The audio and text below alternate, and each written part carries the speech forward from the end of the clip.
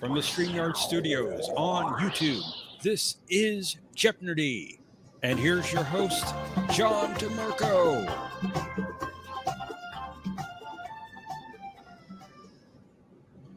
Greetings, everyone, and welcome back to this week's edition of Jeopardy! We're glad you're here. And joining us, as always, is our co-host and game board designer, Professor Brainy Specs. Hey, John. It's good to be back. Hope your 4th was good. It's good. Hope everyone enjoyed their holiday as well. Awesome. Say a quick hello to everyone in the chat, and then we'll bring up our contestants for the first round. Say Brad Wolf was here a little early. Greetings. We'll say hello also to Tokyo Trekker. He had an excellent stream we were at just a little while ago. You can go check that out later. Say howdy to Jay Aldridge. Glad you're here. Hello also to Mikey. Good to see you. And T-Dowd is here. Maybe he'll even play tonight. We shall see. I want to say hello to Mr. President. He's here. Good to see you. Greetings to Mercer. And I see that Aravic Saunders joined us. Hello. Glad you're here. I think that brings us up to date. If you would like to join us this evening, as usual, the link is pinned at the top of the chat. However, we do have some contestants already backstage. We'll bring up our returning champion, Proxy Thomas, and his 2 challengers.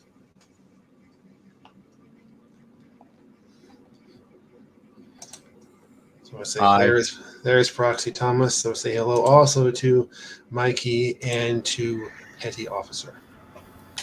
Hi guys, how you doing? Ooh. How are you, Mr. President? Good to see you. Not too bad. Proxy? Not too bad. Can I ask a question just before we start? Nope. Only if we can answer. No. I'm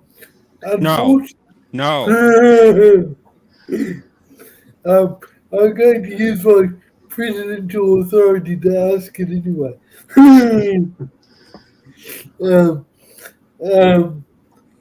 I see that there was as you said earlier, there was pre-screen stream discussion hosted by Tokyo. Unfortunately, I can't make it pre-Jeopnerdy. Does that mean there's not going to be was that in lieu of a post-Jeopnerdy discussion, or can there be a discussion after the games as well?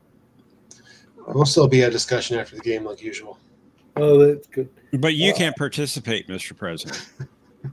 Why is that? It's just the rules. Does it have anything You missed the pre-discussion, so you also have to miss the post-discussion. Oh dear. See, that's how it works. Oh, I see. Well, I'm glad you see. well, the president is not above the law, so. Nah, I'm kidding. I know. I'm playing along as well. It's all good. And to avoid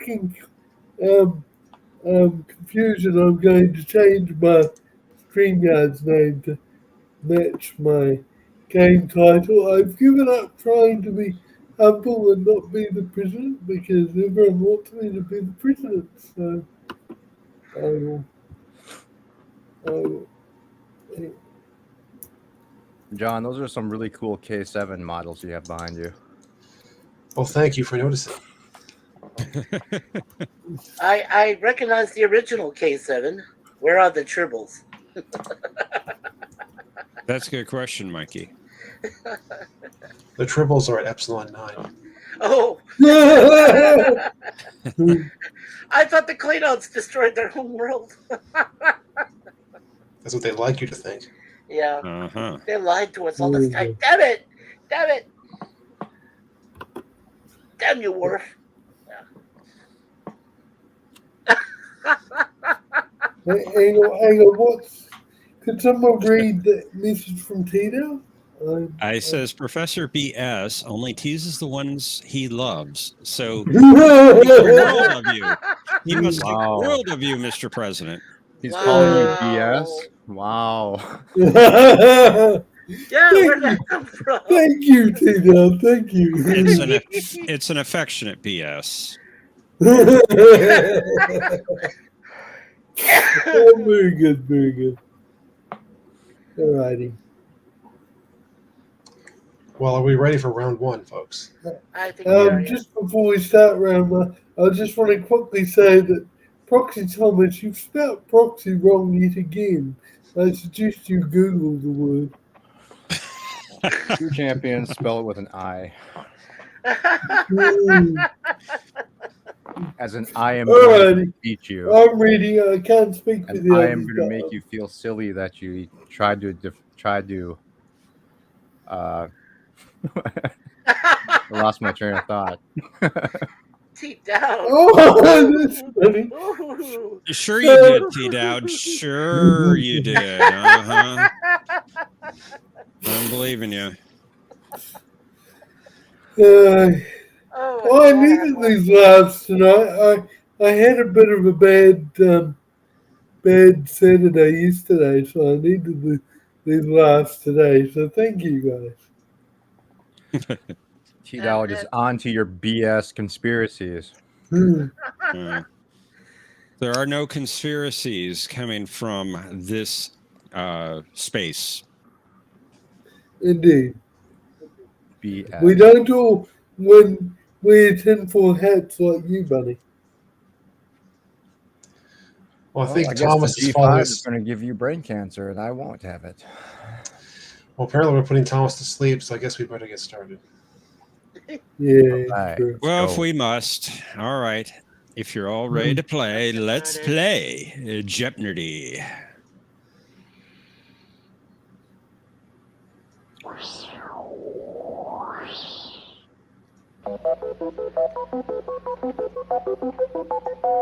Bow ties. Odo quotes. You're going to get an audio clip, and you're going to identify the episode. Awesome. Oh my. Red giant stars. Wow. Wow. Ranks for Starfleet officers. You're going to identify the rank of the person in a picture. Great. I love ranks.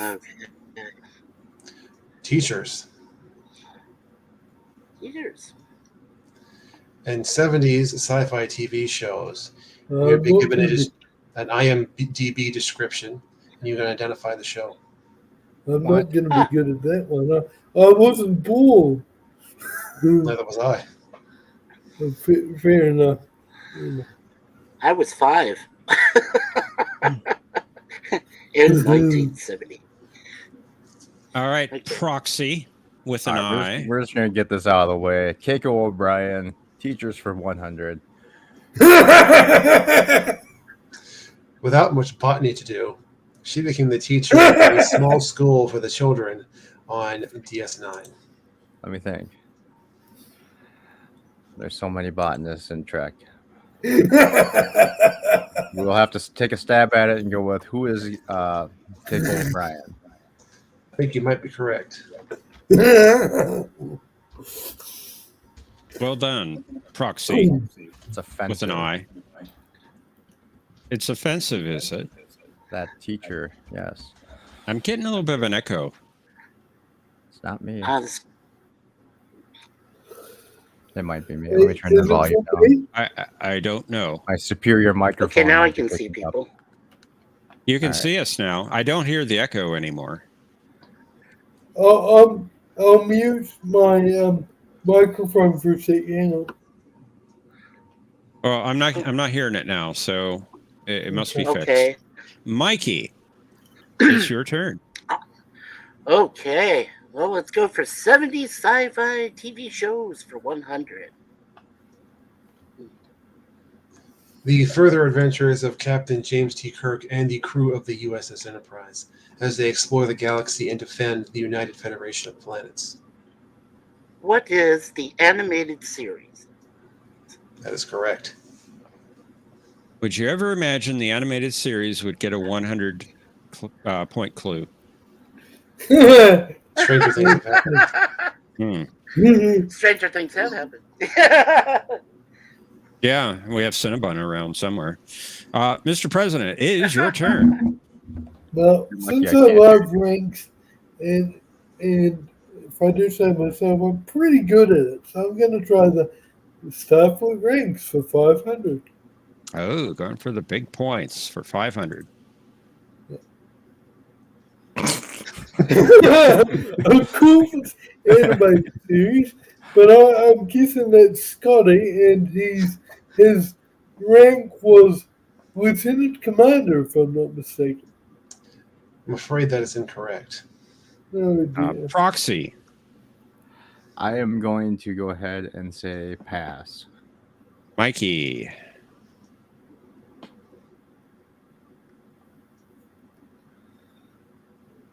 Mikey? Mikey, are you there? He's muted. It looks like you're muted, Mikey. I didn't mute anyone. Well, he did apparently. Or his mic came unplugged, one of the two. Well, yeah. Mikey? And for anybody who's I trying lost to you guys enter, there first. Yeah, I said pass. Oh, you said I we didn't hear said you. pass. I I'm should have sorry. Yeah, I passed didn't hear you on guys an, either. I Yeah. should have passed on an animated series question, but it's not Scotty.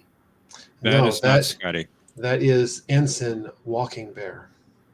Oh, Walking Bear. of course it is. My favorite character. The Native Then why American. didn't you get it right? And by the way, before we continue, I saw some messages that people were trying to get into the studio. I'm saying, unfortunately, it's full at the moment. But you can always try again a little bit later. Anyone else who's trying to enter. So I'm assuming the Red Giants one is from your video. I remember one of them, but unfortunately not the other one. So we are going to go with Red Giants for 100 and hope it's Beta Stromgren.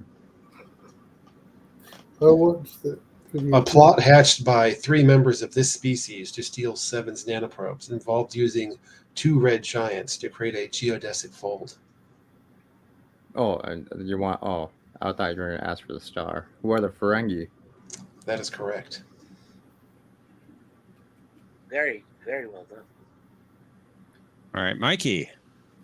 You can go in the lead here. It's your turn. Let's see. Let's try the ranks Starfleet officers. Let's try that first one. 100. 100. Yeah. Oh, that's Ensign Kim. Captain. Who is Ensign Kim? Ensign Kim. Ensign is the rank, yes. That's all we need for this category. Okay. Yeah. I just remembered the guy. Is loser a rank? Wow. Wow. What did you say, Bunny? Oh, he thought Ensign was a loser rank. Well, I was an ensign in the Navy. Am I a loser? Your favorite character had that rank. All right, Mr. President. It's your turn. oh, you were in the Navy too, Mikey? I didn't realize. Thank you for your service. Yeah, I was only in for a month, Steve, and but yeah, I was proud to serve. I just did some training. They didn't want me though. Cool. So, yeah. Cool. There's quite a few people. There's probably quite a few people in this community who served in the Navy, so that's cool. I'm gonna try to redeem myself with ranks for 400.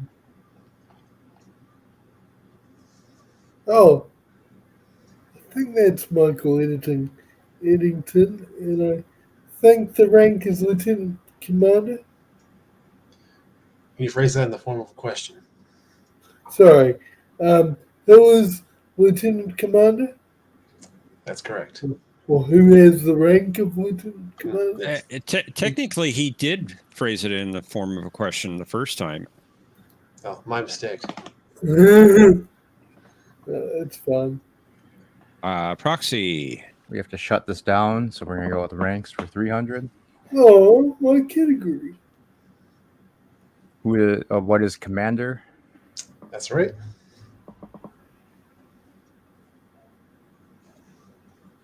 And again, we're still getting some people trying to enter the backstage. If you could try later, please. The backstage is full currently. Mikey, it's your turn. Okay. Ranks Starfleet officers for 200. You're breaking up a little, Mikey. For 200, ranks Starfleet officers. There's your Yeah, clue. it's up. It's up.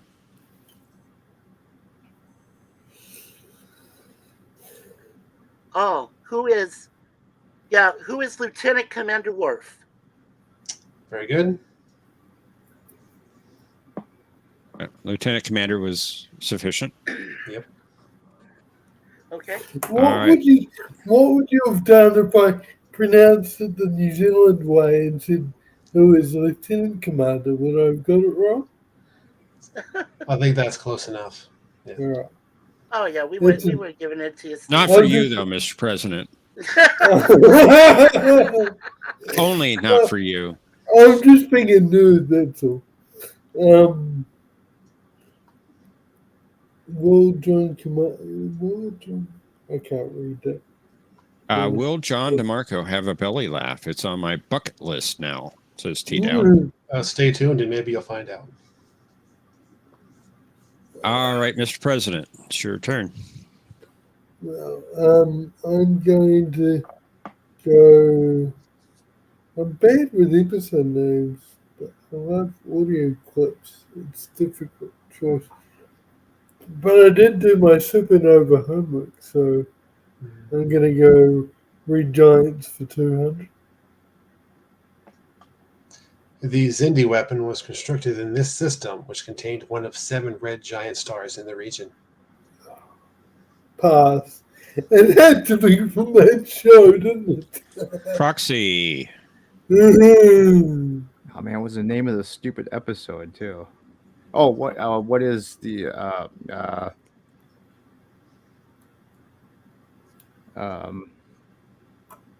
Zadi system? I think that's close enough. I'll give it to you. I was going to say Prime, but I thought you Zadi wanted Prime. system. So Proxy Thomas, Okay. your turn. all right, we'll continue on with Red Giants for 3. This scientist developed the egg to study the stellar explosion resulting from a neutron star's gravitational pull sucking up star material from a red giant. Who is Professor Stubbs? That is correct. Lead on Proxy. You got a fairly good lead now. I Mikey. love that episode. Mikey, it's your turn. Yeah, I'm yes, I know. You're breaking up, Mikey. I'm having the purple screen. Okay. We need to get them a better 70s internet connection sci-fi. for Christmas. Yeah. Yeah, I said 200, the 70s sci-fi TV shows. After the destruction of the 12 colonies of mankind, the last major fighter carrier leads a makeshift fugitive fleet on a desperate search for the legendary planet Earth. What is Battlestar Galactica? That is correct.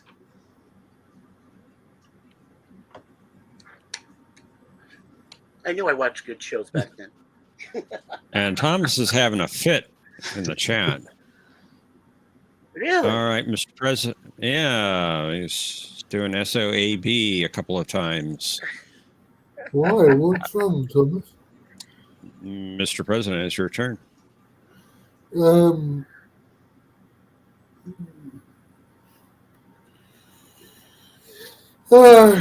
gonna go Odo quotes for 200, please.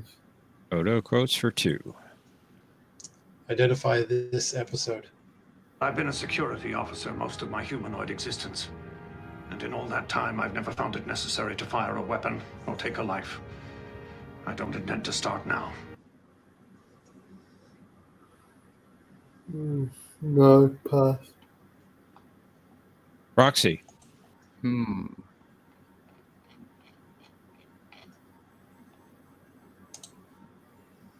don't know. Pass. Mikey. I will also pass, though I probably hate myself, but I'll pass. What is the adversary was the response I was looking for.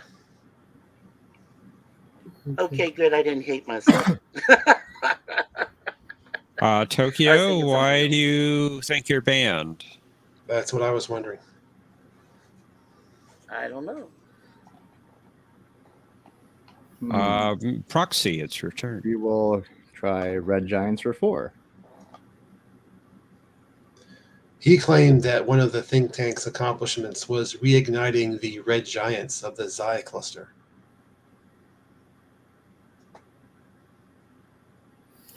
This is oopsie. Oh man, what was his name? Dang it.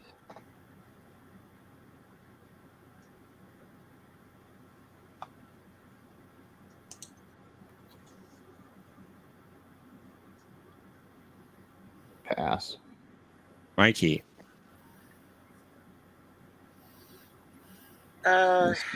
Kick myself. Well, I do remember seeing John Red Star segment. Yeah, I remember seeing the segment, but Mr. President. damn if I can remember it. Pass. I pass. This must be from a different Right. video Churros. than Yes, I was going to say churros, but I was like, no, that's a snack. You were close. True.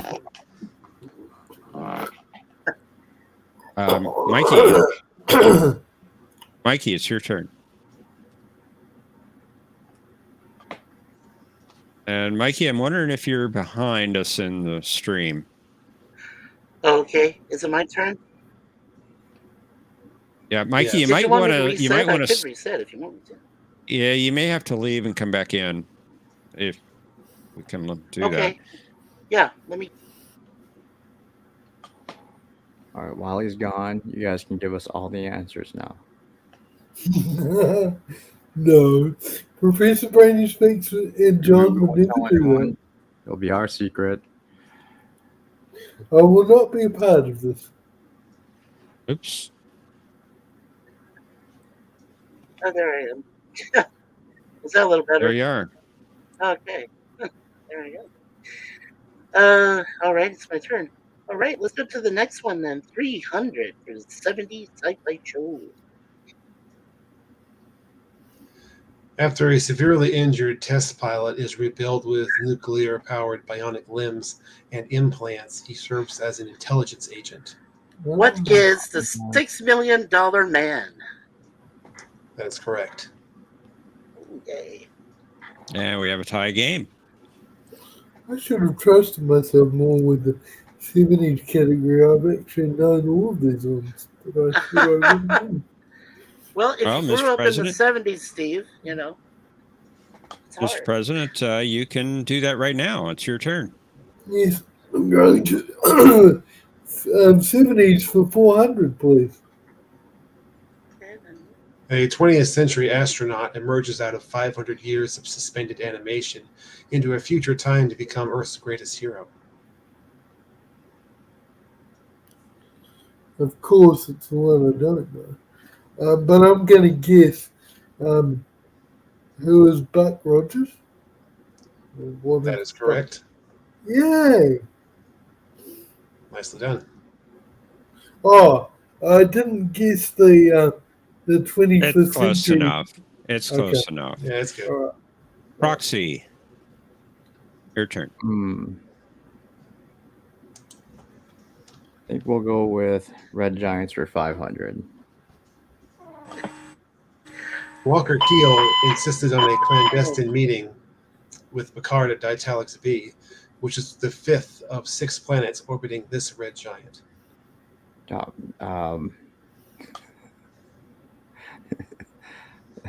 Ditalix star. Pass. Mikey. Mikey's muted again. Pass. Pass. Pass. Here. Mr. Pass. President. I said Fire at pass. Mikey's house. Mr. President. Is everything all right, Mikey? We can hear an alarm. I pass.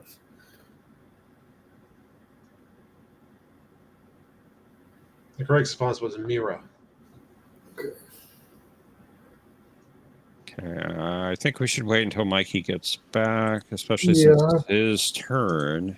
I hope he's all Hopefully right. everything's okay. That's Yeah, yours. no, it's just it's a test alarm, guys. Don't worry, it's not serious. I'll Okay. finish out the category, Professor, for 500, the 70s show.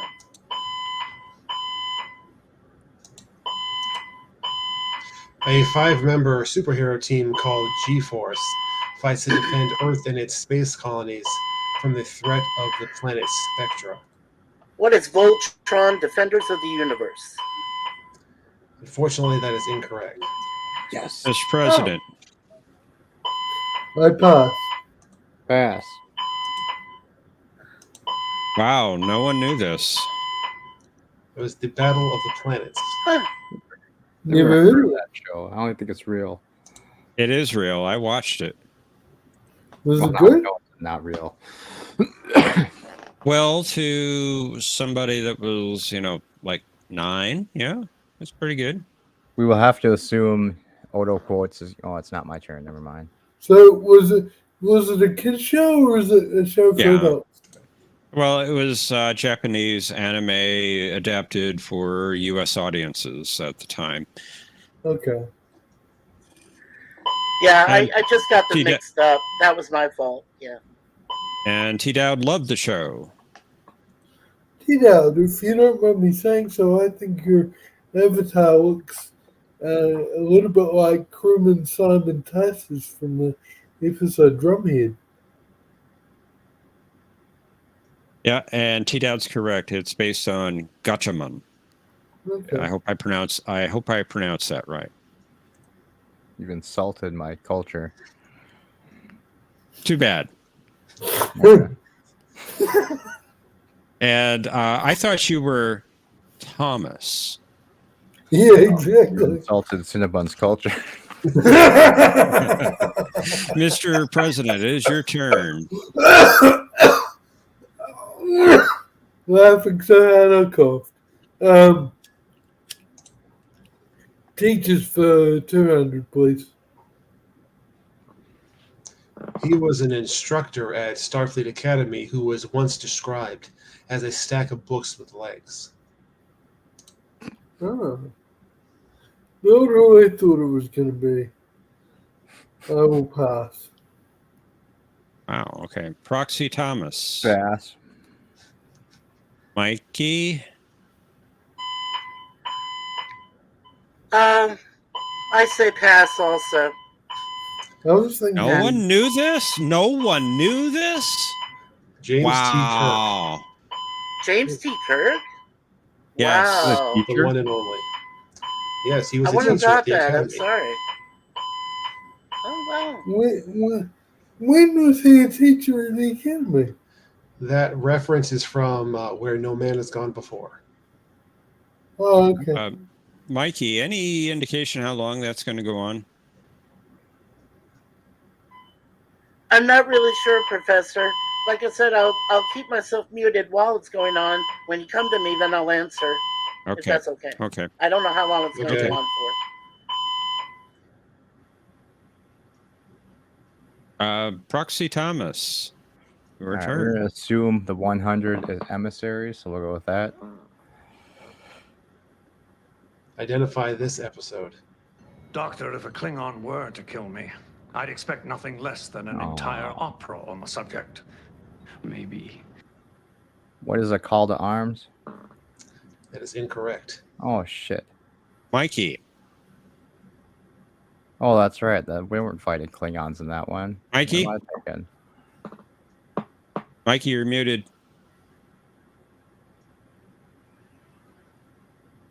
Pass, pass, Oh, pass. You Pass, broke up. pass, pass. Mr. President. What is the way of the warrior? Yep. That's it. Pass, pass, pass. Pass. No, we Pass. got it. We got it, Mikey. We got it.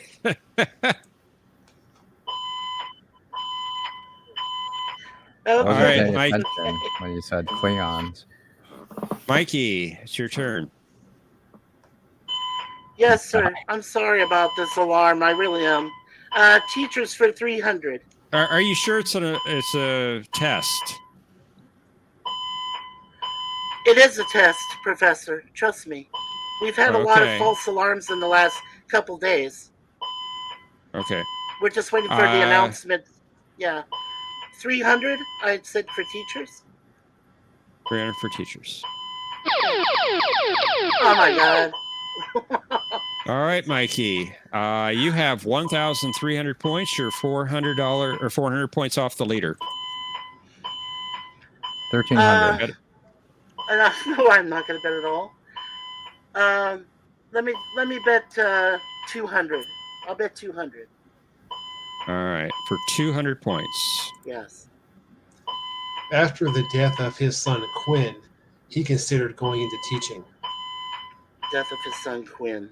Okay. Death of his son Quinn. Who is Boothby? That is incorrect, I'm afraid. Hmm. We're looking for Emery Erickson, the inventor of the transporter. All right, Mr. President. I'm gonna go. We're good. Auto quotes for 3, please. Identify this episode. My own very adequate memory not being good enough for Starfleet, I am pleased to put my voice to this official record of this day. Everything's under control. End log. I know the episode. I just hope I'm going to get the name right. What is prologue? That is incorrect. Pass. Fox. Mikey. Also pass, Professor. Pass. Sorry, pass. Necessary Evil. Oh, okay. But is it the one We have where two it blocks, goes? the big one. So we'll go Is it photo one- quotes. One that goes into the past where he interrogates Kira as a resistance person? Yeah, that's the one. Yeah. We'll But I go got photo quotes for 500. I'm sorry, which category? Photo. 500. Identify this episode. Where did he go? Runabout pad C. A runabout? What was he doing at a runabout at 4 in the morning? Apparently, he was getting murdered. Hmm.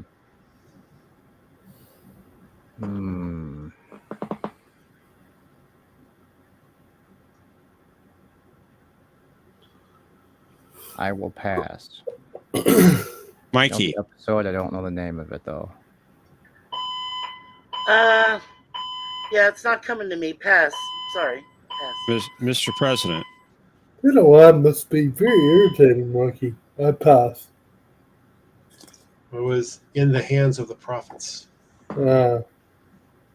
And I wondered if that particular clue was inspired by something, John. Yeah, somebody made a reference to that in Discord a while back. I wondered who that might be. Okay. As I recall, it was a very clever guy who is skilled at designing game boards. I might like this guy. Mikey. Let's finish out. Yeah, let's finish out Odo quotes for 400. Identify this episode. You humanoids are all alike. You have no sense of order. And Dax is the most humanoid person I know. Oh, shoot. It's right there. I know I can feel it, but No. I won't risk it. Pass. Pass. Pass. Mr. President, Pass. Pass. Proxy. I'm gonna be honest, I could not Pass. hear it over the alarm because my volume is so far down. Sorry. Let me Pass. play it So again. pass. Doesn't matter, pass. You humanoids are all Pass. alike. You have no sense of order. And Dax is the most humanoid person I know. Yeah, pass. It's the one where he was freaking out in his quarters, but yeah, whatever. That was from Homefront. I have to admit, that was a very tough category. I couldn't have come up with the answer to most of those. Mr. President, it's your turn. Teachers for 4. Even though it violated the laws of her community, she taught Skagaran children at night. Oh man. From that non-canon show. Oh, of course it is. Pass. It's not from Discovery. Proxy. Oh, pass. Shit. Mikey. I'm gonna pass. Yeah, I'm gonna pass too, Professor. Go ahead. Pass. Bethany. All right. Proxy, you get the last clue. Teachers for 500. Alexander told her that, according to his dad, Klingons do not listen to teachers, but Worf said this was not true.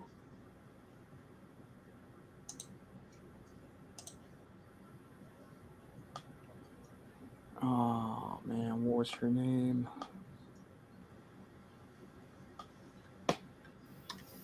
Pass. Mikey.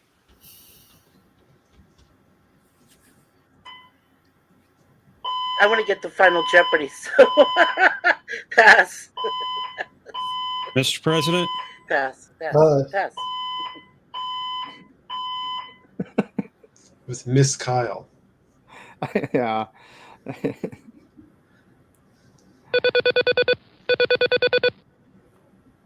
And I have no idea where that's coming from, Thomas.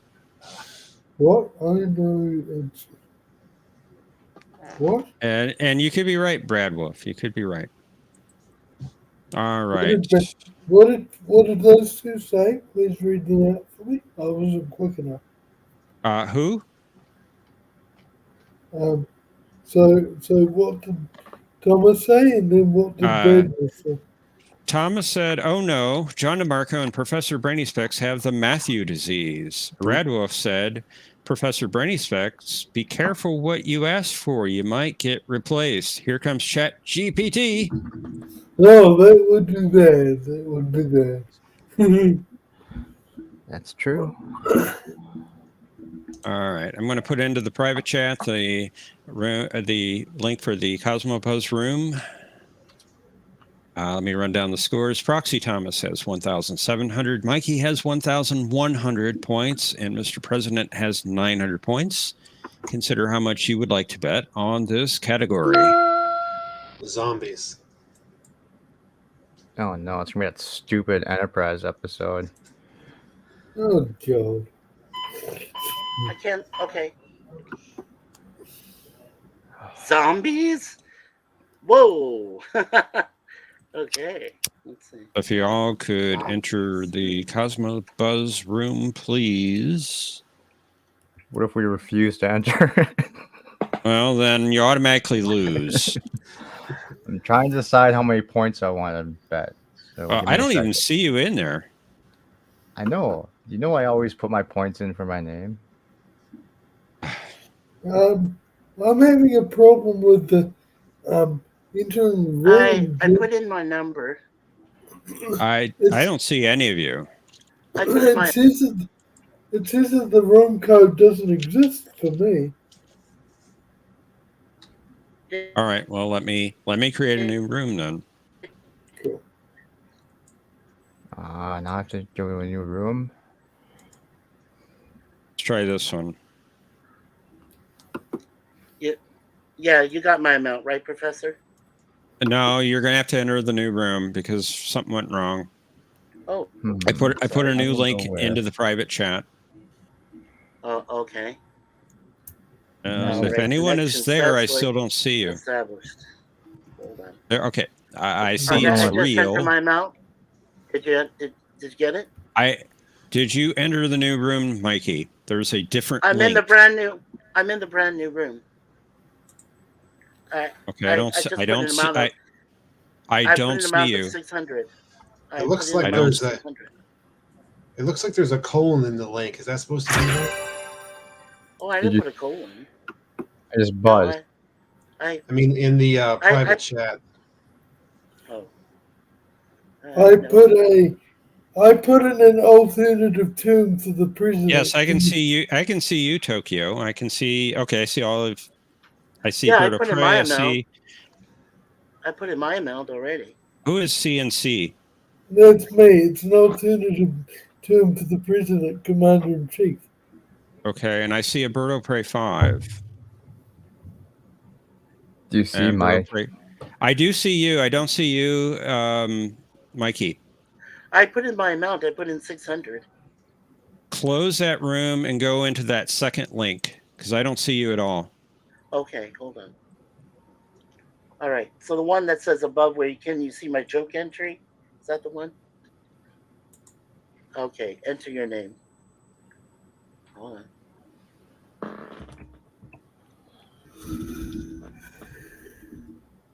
I just put in Mikey. There we Okay, are. I see you now. Okay, now I put in my amount. There we go. You got my amount? Yes, I do. Awesome. Okay. Sorry about the delay. right. And again, I Okay. apologize for the fire alarm. Okay. Oh, yeah. All right. Let's reveal our clue. After the cruiser Saleya was pulled into the Expanse, exposure to this substance caused the Vulcan crew to exhibit zombie-like behavior. Contestants, you have 30 seconds. Kapla! Oh man. No, I think I know this now. I thought you were gonna ask the title of the episode. This is also probably wrong, but we'll try it anyway.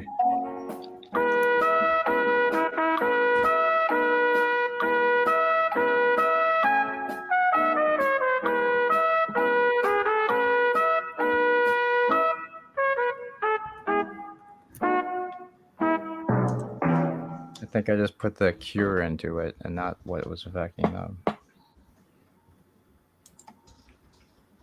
You got my entry? Yeah, I put it in there. I do see it, Mikey. Okay, cool. I put in a formal question. But luckily, I bet with strategery this time. Uh-huh. Hmm. I'm just glad I have a positive amount finally. And a You decent can't amount. let Thomas down by losing. You Oh, can. you have to. Yes, you can. All right. Let's see how you did. Let's see. Mr. President, you had 900 points entering final Jeopnerdy. Your response. I am so sick of that show. That was not the name of the substance. That should be bonus points. Oh, yeah. Let's see how many points you gain or lose. None. Hmm. Okay, so you remain at 900 points. Let's see if that pays off for you. Mikey, you had 1,100 points. Your response. The beta syndrome. Fortunately, that is incorrect. Okay. So sorry. Let's see how many points you lose here. 600, taking you down to 500 points. And Proxy Thomas, our returning champion, with 1,700 points. Your response. What is Trillium D? That is correct. Very Sweet. good. I was trying to And catch how up many to points Thomas. do you get? Mikey, we can hear you, please. How many points did you bet? 500. Giving you 2,200 points, and Proxy Thomas, you're the champion again. Congratulations, Thomas. Proxy Defended Thomas, Thomas's honor. Indeed.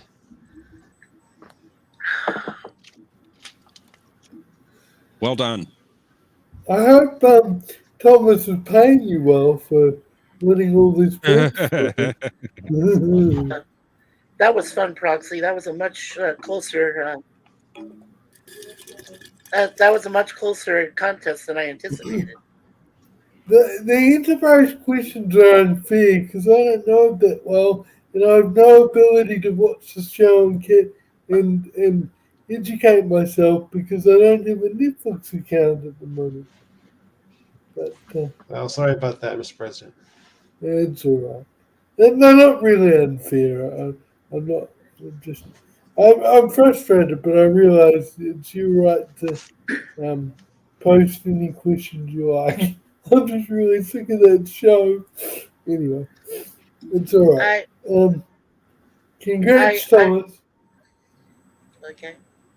No, I really appreciated you guys understanding about the alarm. It wasn't serious, and they're Well, going we're through glad for that. the building. So yeah, we're okay. We're okay here.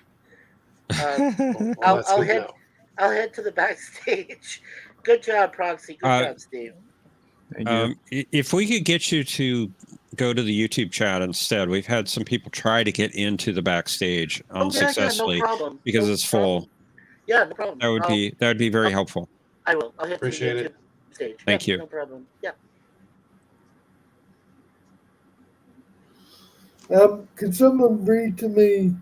There was something about 24 Enterprise, but I hope Tokyo says, hey, I hope this is okay to read, Tokyo.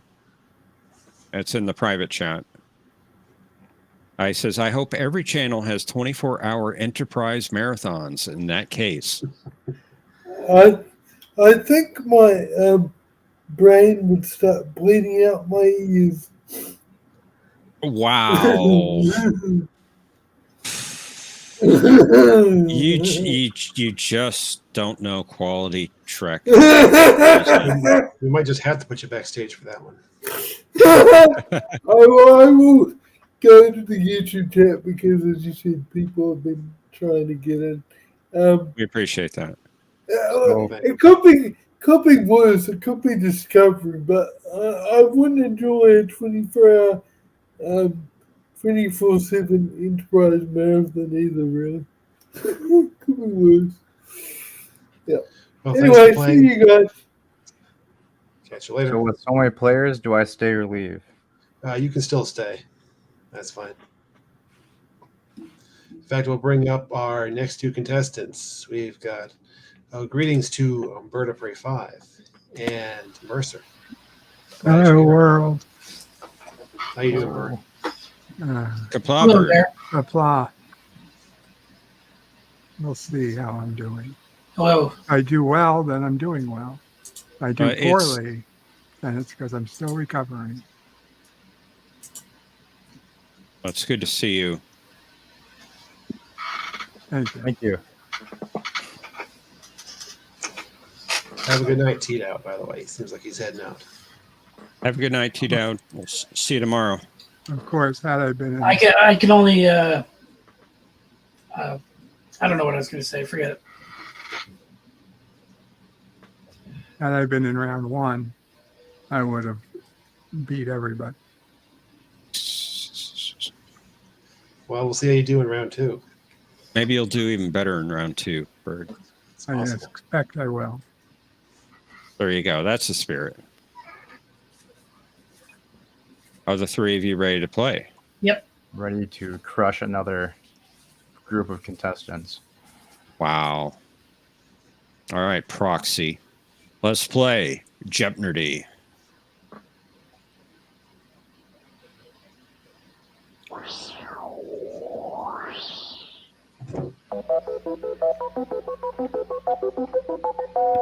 Hope it's not Tuvok quotes. There's quotes about Odo. It's not. Supernovae. Oh, this is going to be the video question. Sounds like a band. Ranks for Starfleet enlisted in cadets. You will be identifying the rank of the person in the picture. Students. 80s sci-fi TV shows. Proxy, returning champion. You go first. All right, 80s sci-fi shows for 100. I'm assuming it's going to be Star Trek: The Next Generation. Oh, dang it. The Adventures of R2-D2 and C-3PO years before serving the Rebel Alliance. What? Pass. Bird. Pass. Mercer. What is droids? That's it.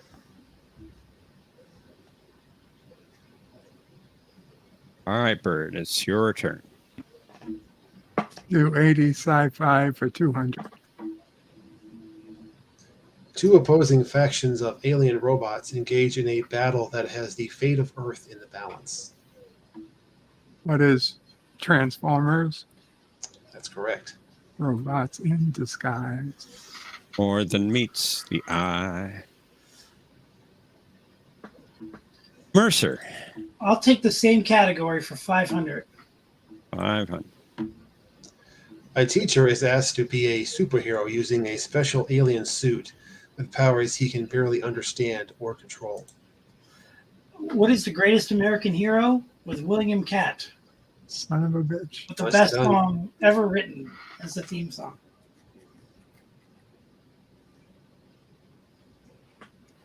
I don't know if I'd go that far, but it was very good. It's memorable. Proxy. It is definitely memorable. Proxy Thomas. Curious Your turn. about this rank one. So we'll go rank 500.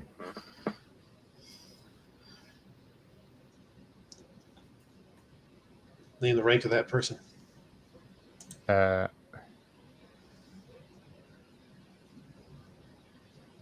it was from the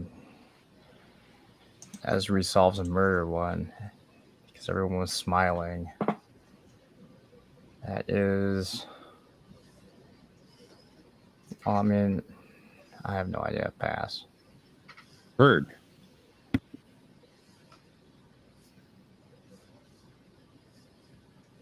What is I don't want to lose if I'm wrong.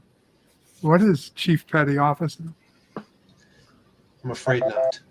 Son of a bitch. Yes. Mercer. I'll be Mercer. passing on that one. Passing, please. You were close. He was just a petty officer. That's what I said. The Chief Petty Officer. No, that was a sneeze. Sure it was. Maybe you can redeem yourself here. It's your turn, Bird. 80 sci-fi for 400. In the near future, an intrepid investigative TV reporter does his job with the help of his colleagues in a computerized version of himself.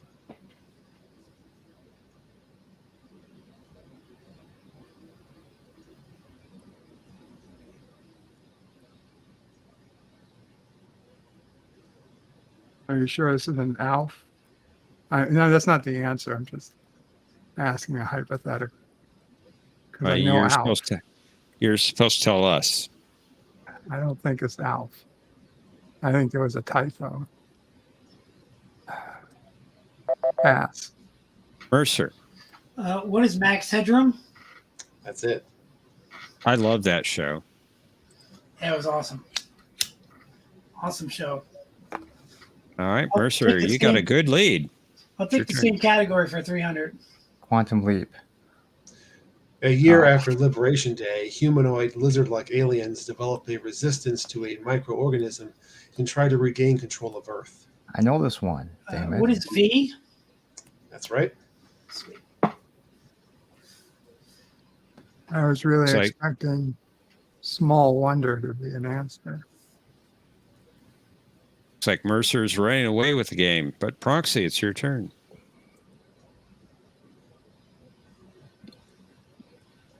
Oh, that's me. Sorry.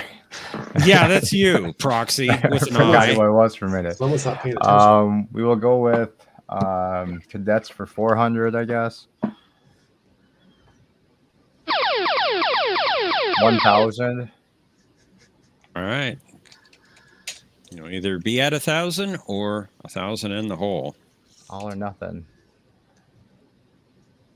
Well, I mean, cadet. I I mean, want something more specific than cadet here. What do you mean? I don't get it.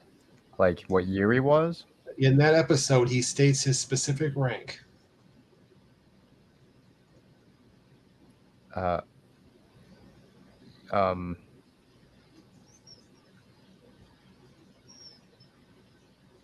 uh, um,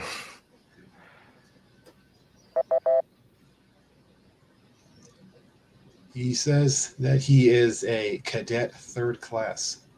oh, I didn't know cadets had a different rank. You do now. All right, Bird. Sounds like something they made up just for that episode. They probably did.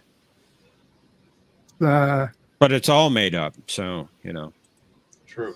Not according to some people. two Well, you quotes guys about obviously don't pay attention. Odo for 300. Identify this episode. And they say you don't have a sense of humor.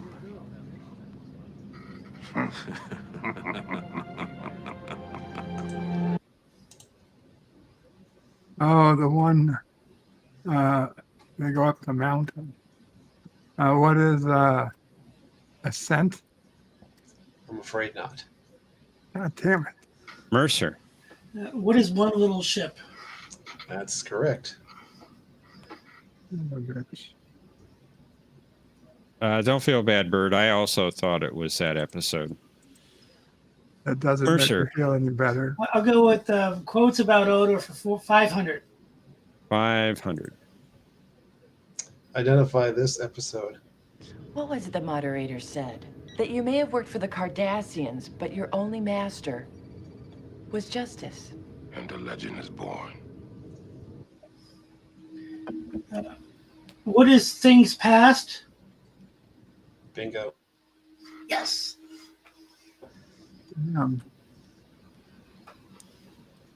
Roxy Thomas with an I. It's your turn. All right, now I'm curious about the students one, so 500. While studying with a Vulcan master, young Tuvok became upset at the idea of this girl, the object of his affections, being in love with a fellow student. I do not remember. That's a good See what he Valaris did there. impression.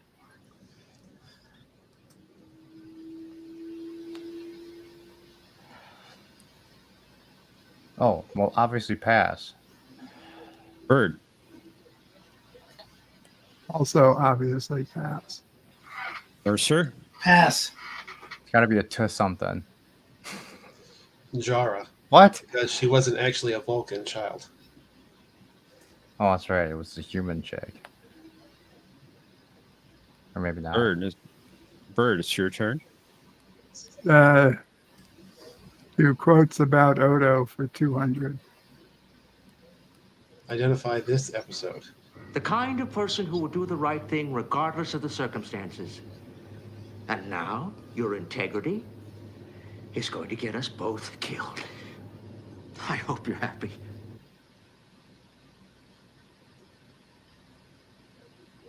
Oh, I know this one. That's the episode where what is the ascent? That is incorrect. God damn it. No, maybe I don't Mercer. know this one. I'm going to be passing on this one. I can't think of it. Roxy Thomas. Let me think.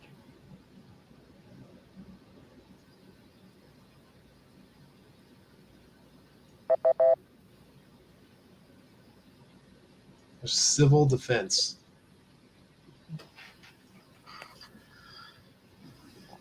Mercer. I'll take quotes about Odo for 400. It's the ascent, so help me God. Identify this episode. Odo is a changeling. Bringing him home, returning him to the Great Link, means more to us than the Alpha Quadrant itself. Is that clear?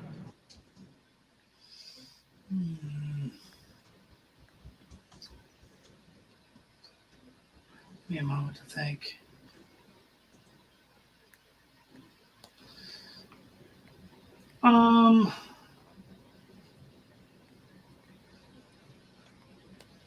What is behind the lines?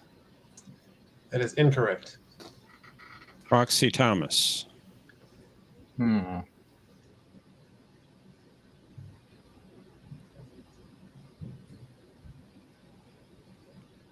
Pass. Bird. Pass. That was from Favor the Bold. It was one of those two. I just, for some reason, thought it was behind the lines. Proxy Thomas, it's your turn. Now I would like to know about the supernova one, so we'll do that one for 500. After being present for the initial explosion of this star in 2269, the Enterprise returned to the site of the supernova the following year while transporting the Aprils to Babel. Damn it, this was your video.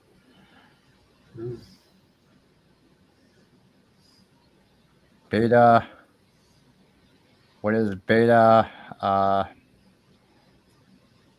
man, I'm gonna get this wrong. Beta Agni?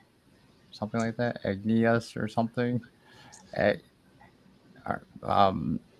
what was it called? Beta Agnius or something? Yeah. Incorrect, I'm afraid. Oh man. Bird. Pass. Mercer. I will be passing as well. Beta something. Yeah, the beta part was right. The second part is Niobe. Yeah. Bird, it is your turn. Let's do quotes about Odo. Identify this episode. What are you talking about? That man loves me. And you see, it was written all over his back. What is what we leave behind? Very good. Good job. What you leave behind. Some of it. Close enough. Mercer. We'll give it to you, Bird. I'll take students for 400. Despite her love for Quark, she went with her students Hogue and Raquelin to continue their work in the Cardassian dissident movement.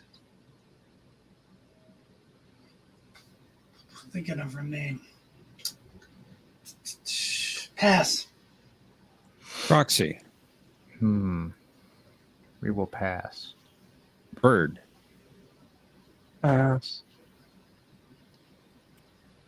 Natima Lang. Which sounds very much like a Doctor Who character to me, but Maybe she's related to Scott Lang. We will go with supernova for 400. The Dominion attempted to trigger a supernova of the Bajoran Sun with a bomb consisting of a trilithium, tekasite, and this dangerous substance.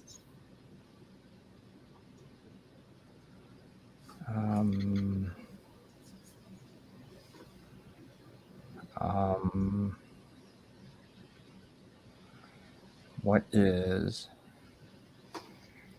Oh man, this is probably wrong, but we're gonna crash and burn. What is protomatter? It was the only way to solve certain problems. Is that right? Nicely done. Nicely done. And yes, please, as Thomas has stated, no correct answers in chat. We welcome joke answers only. Indeed. Should have been looking at the chat. Bird, it's your turn. Do students for 200. As a student of the human heart, he discerned that Worf and Dax were married without being told. Who is Vic Fontaine? That's right.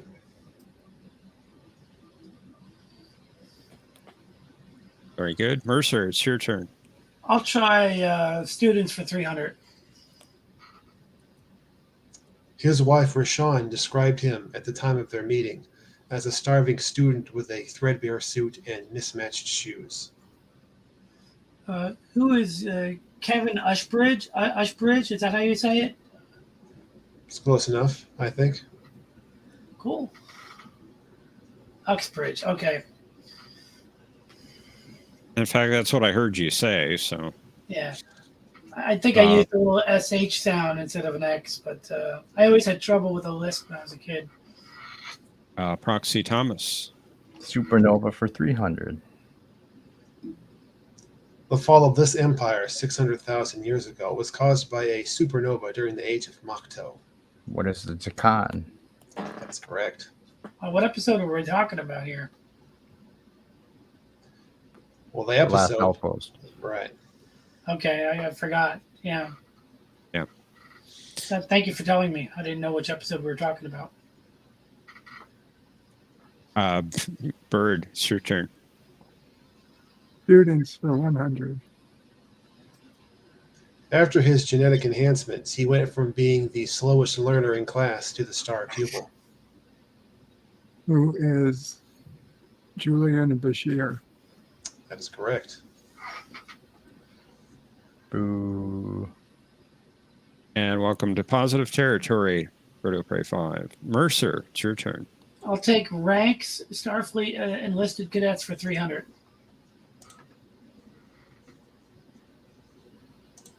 Pass. I don't remember his Somebody rank. edited that. Proxy. We just need the rank. Proxy. Yeah, I'm thinking. Okay. Pretty sure he was just a crewman, but for some reason I think crewman's going to be wrong.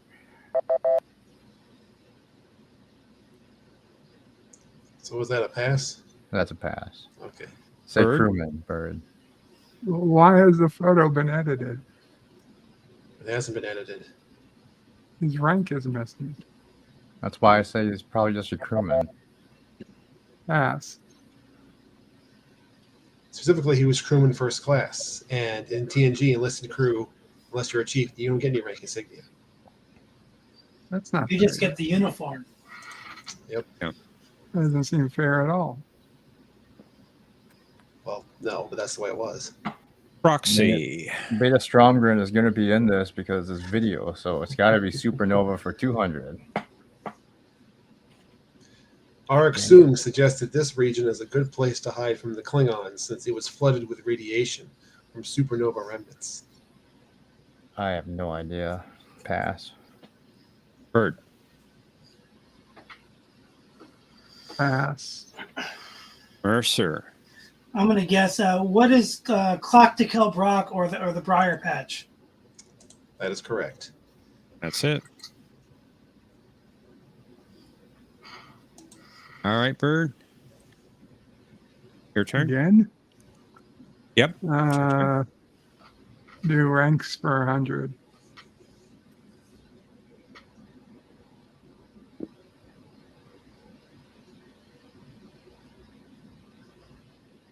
And I think you want specifically the person on the right, John? Yes, although technically they're the same Aren't they rank. the same rank? Yes. They're both.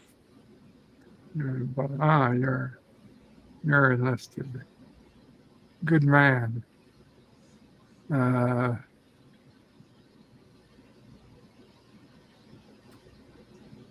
Pass. Mercer. I'm gonna guess. What is Chief Petty Officer? That's right.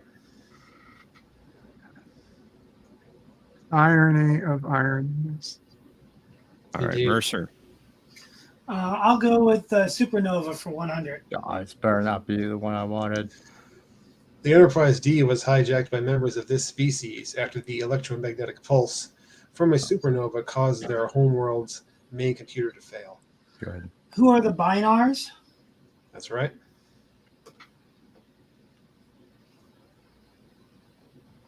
And Proxy Thomas. You get the last clue. Ranks for 2.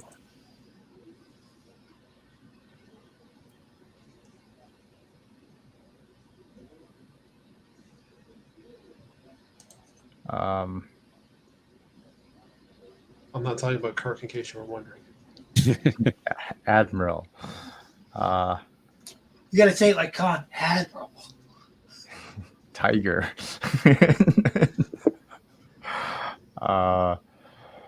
What is crewman first class? That is incorrect. Bird. I mean, I remember Scotty saying he stayed at his station when all the other cadets ran, but you're going to want like third class or something. So pass. Mercer. What is midshipman? Yeah, that's it. You'd be a little bit more specific. I can't. You can deduct the points. I can't. That's all I remember is midshipman. Third class? He was midshipman first class. Okay, yeah, you could do that. I just remembered midshipman. Whatever. I got cheated this round. Beta Stromgren wasn't anywhere in the video question. Oh, poor proxy. Rigged. I agree. All right, Anyway. let me put the link in for the Cosmo Buzz room. We'll head on over to Final Jeopnerdy. I'm betting all We don't need to points. go through the indignity of Final Jeopnerdy. Yes, we do. Well, it is part of the game. Betting 200,000. Oh, good luck with that. And let's reveal our category. Demotions. Consider your bet amounts based upon that category. It's either Kirk or Tom Paris. You're welcome. Yeah.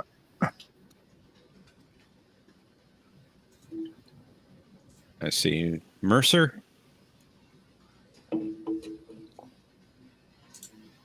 And I don't see Bird. Where's Bird? I don't see a link to click. It's in the private chat, Bird. The same link as before. Yeah. Well, there were two links. I had to open a second one because the first one wasn't working. Right, I got you. Okay. Exactly. The crew of the Equinox was reduced to servicing the crew members. That sounded so dirty. Unfortunately, Proxy cannot play Final Jeopnerdy.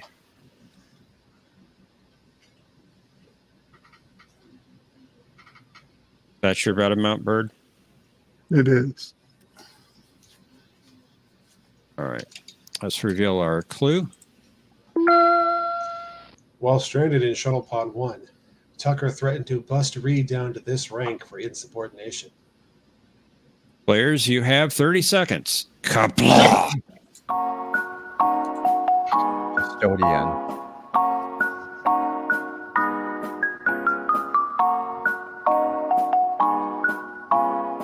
I know this one. That's completely rigged.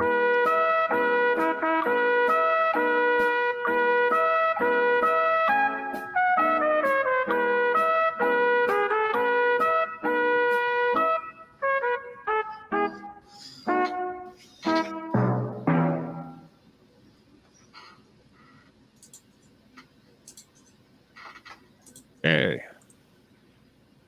Bird, you had 200 points entering Final Jeopardy. Your response to the clue was? Cadet. Unfortunately, that is incorrect. All right, Bird, how much did you bet? Nothing. So you remain at 200 points. Mercer, you were in late at 4,100 points. Your response? It is a gelatinous species, the origin of Yaphet. An interesting theory, but no. The Sorry, correct Mercer. response we were looking for was crewman second class. And how much was your bet amount, Mercer? 200 points, giving you 3,900 points. And you are the new champion, Mercer. Yay! Congratulations. Yay! I just kind of knew them this time, but usually I don't know them. You did very well, You know, Mercer. Mercer. I don't blame you at all. And you're, of course, welcome, Mercer, to join us in the last round to try to defend your championship. Okay, cool. If you want me, unless other people really want to play, I mean, I'm in either way. It looks like we have two people backstage, which would be just what we need for the final round. So I'm in. I'm sorry, Thomas. Professor rigged it so I would lose in your name. I'm sorry. Have a good night, guys. Good night, Bird. All the Thanks. conspiracies. Thanks for playing, Bird. It's good to see I you. appreciate it. And you did better than Proxy Thomas, Bird. It's true. But now that Proxy Thomas is gone, let's invite up Proxy Cinnabon, who will be joined by Tokyo Trekker. Vengeance Greetings, gentlemen. shall be mine. Even though I have nothing to be revenged against, because Cinnabon lost. Dang it. Hello, Tokyo. Hello. Hey, Merce. How you doing?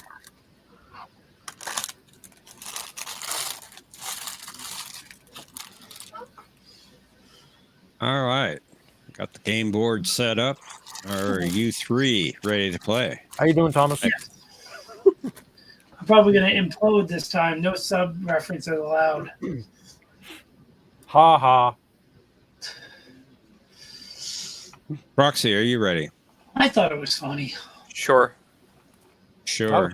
You sound very different tonight, Cinnabon. Well, I had to hurry up and play some Mojang and get my poker in and kill some zombies, so let's go. Got it. Well, let's play Jeopnerdy.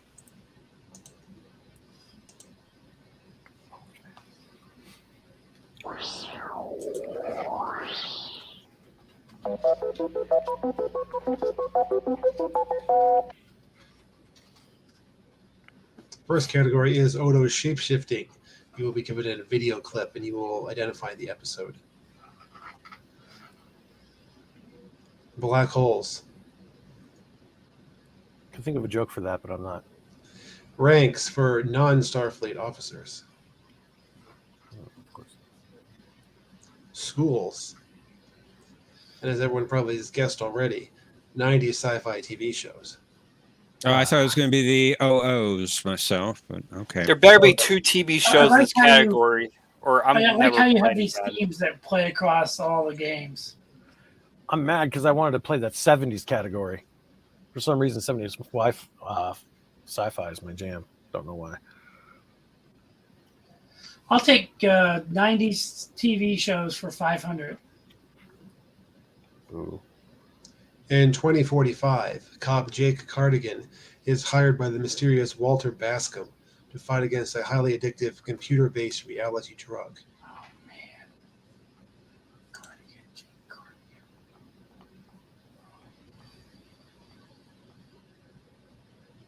Oh, man. I got to pass. I don't remember. Roxy. Pass. Tokyo. I want to be the first one in the hole. What is Tech War? That's it. Yes, Tech War. Shatner's Tech War. Sure. I didn't Nicely know they made a done, show out of it. Tokyo. I knew I recognized the name, but I didn't know they made a show out of it. Mm-hmm. Yeah, I ran for like what, Prox- 2 seasons? I couldn't tell you. I don't even remember the show. I remember the show, but not watching it. Let's make that clear. Proxy Cinnabon 900 million time champion. It's your turn. 90s 100. In the mid-23rd century, an Earth Alliance space station is a major focal point for political intrigue and various wars over the course of 5 years. Let's see, San Antonio 9. No, what is Babylon 5? There you go. Either would have been acceptable. Indeed. Really? Would you have taken the other option? Well, it's a Matthewism, so, you know. Just like we would take Farpoint and a counter. Would you have taken DS9 as Caleb Folger? That's what I was thinking. Chat. No. Unfortunately not, because that was 7 years instead of 5. Yeah, that's what I was wondering. Wrong century. Yeah, indeed. Tokyo Trekker. It's your turn. 400, same category. An ex-CIA operative is the point man for a government organization dedicated to time traveling to correct errors that occurred in the previous week. What is Time Cop? That is incorrect. Mercer. What is my cat? No, that was a sarcastic answer. I passed. Proxy Cinnabon. Pass. Wow, the key there was the previous week. 7 days. 7 days. Conundrum. Dang it. Never heard of it. I never heard of it. Boo! I love that show, and I can't believe I missed it. It was like the partner show to Voyager. It was on UPN. Yeah, never heard of it. Oh man, it was so good. Mercer. Oh, It no, was pretty good. It was a pretty good show. Odo shape-shifting for 500. Identify this episode.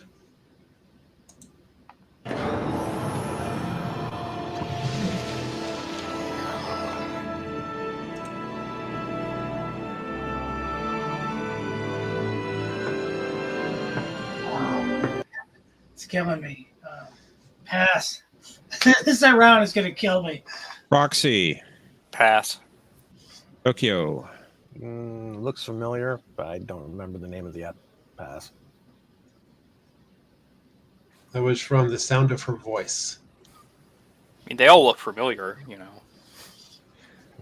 The show used to be something that aired on TV, so I think I've seen it. That's pretty good, Caleb. All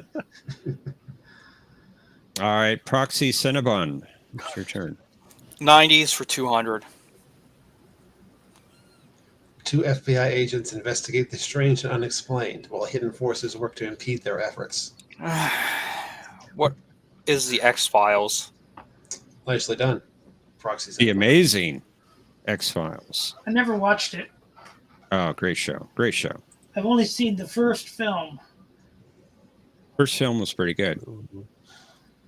Although you really lose something if you hadn't seen the series up to that point. Oh, really?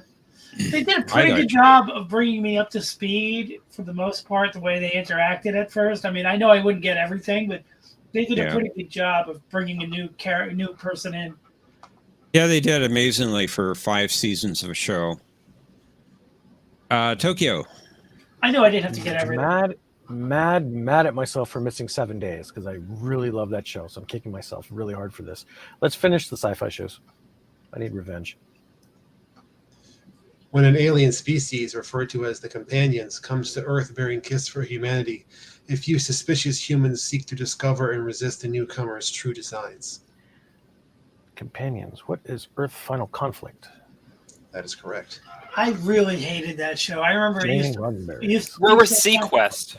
Deep Space Nine used to follow it, and I just remember fast forwarding through this really dull sci-fi show to get to Deep Space Nine. First couple seasons weren't bad, and then it kind of fell apart. Why was the Sequest in that? Because I figured everybody's going to be expecting that to be in there, so I had to subvert expectations. I'm subbing. I'm gonna go Odo. Okay, Alex. Oh, is it Tokyo's turn? It is your turn, Mercer. Oh, okay. Odo shapeshifting for 400. I wish it was 4,000. Identify this episode. Prepare for immediate departure.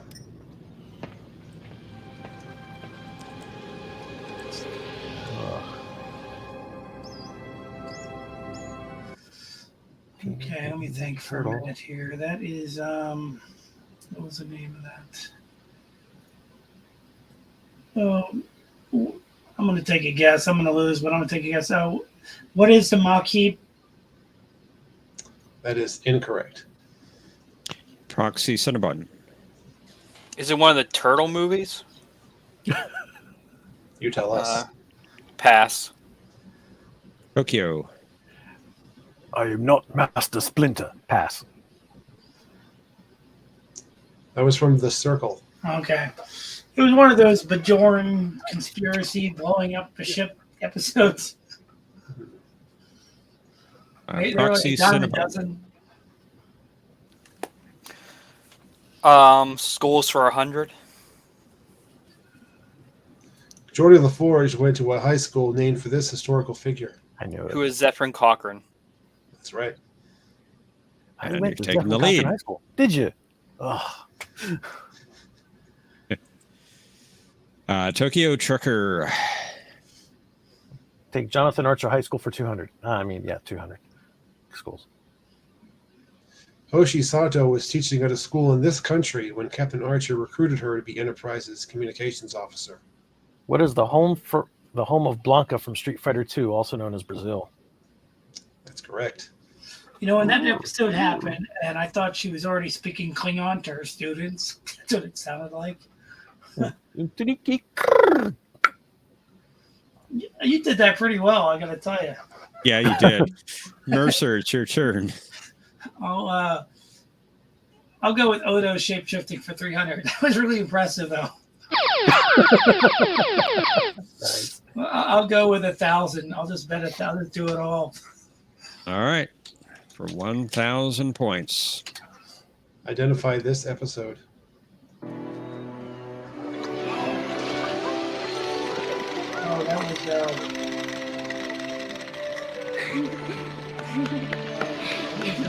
It's like the name of that episode is eluding me, but I know what it is. All right, second season. It's I love this episode too because it's got three storylines in it, and it's got the holographic people, and it is called. I can't think of the name of it. It's on the tip of my tongue. So because I can't think. What is Jaloja? Nice try, but no. Shadow Blast. It wasn't covering me. I know I had 3 plot lines in it, and I knew it was the holographic people, but I just couldn't come up with the name. All right, Thomas, or Proxy Cinnabon, excuse me. It's your turn. Schools for 500. I'm so angry. O'Brien's dad was thrilled when his son was accepted to this music school, but Miles decided to sign up for Starfleet instead.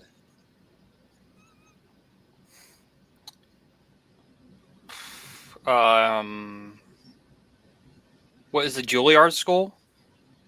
That is incorrect. It's the only school I know of. Tokyo. That's what I was going to say, too. I'm going to pass. Mercer.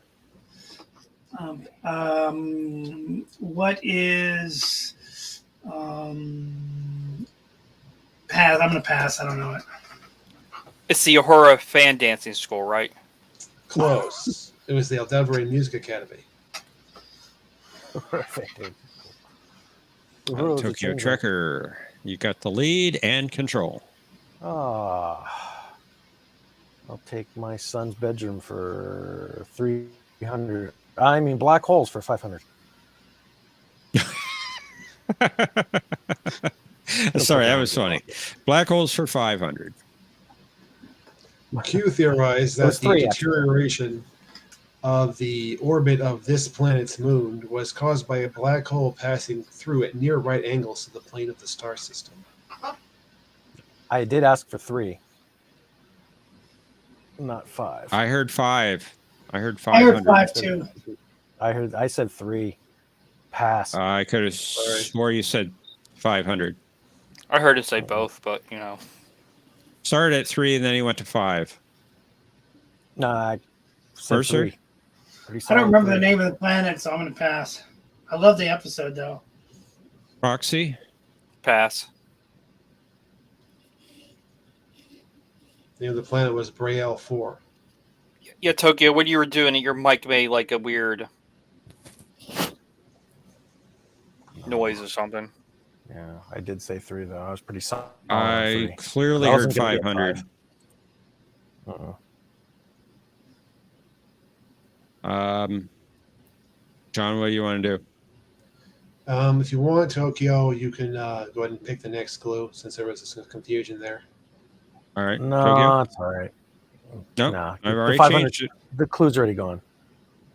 It doesn't matter. I already changed the lineup of turns. It's your turn. All right, 300. Even though the Vulcans had already surveyed more than 2,000 black holes, the singularity encountered by the NX-01 in 2152 was significant because it was part of this type of star system.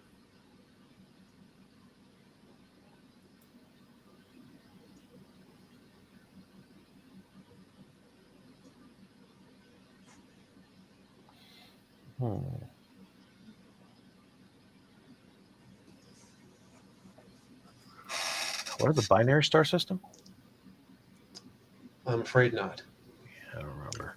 Mercer. What is it, trinary system? That's correct. I was going to say my pantry, but that wouldn't be correct.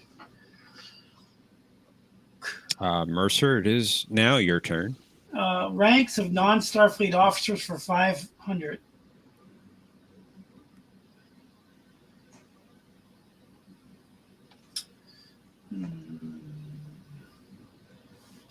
I have to think about this.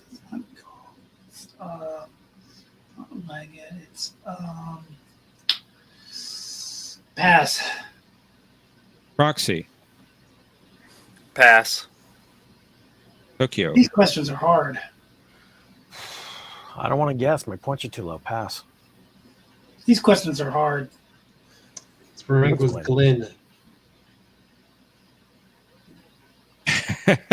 Caleb, what is guest star? That's good. Oops. All right, Proxy Cinnabon. It's your turn. Schools for 300. Tuvok taught this subject for several years at the Vulcan Institute of Defensive Arts. Pass. Tokyo.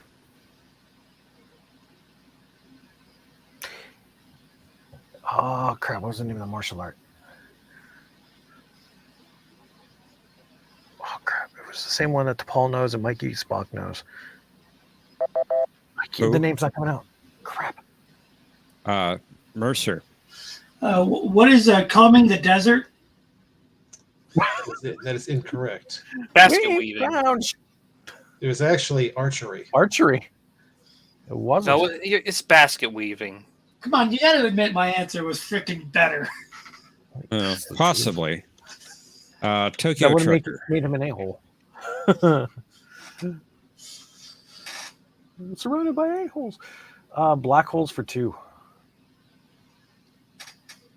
At least one of the relay stations in the ancient communications network claimed by this Delta Quadrant species was powered by a small black hole. What are the Hirogen? That's correct. Good job. Nice job. Hydrogen. That's a great name for a race. Mercer.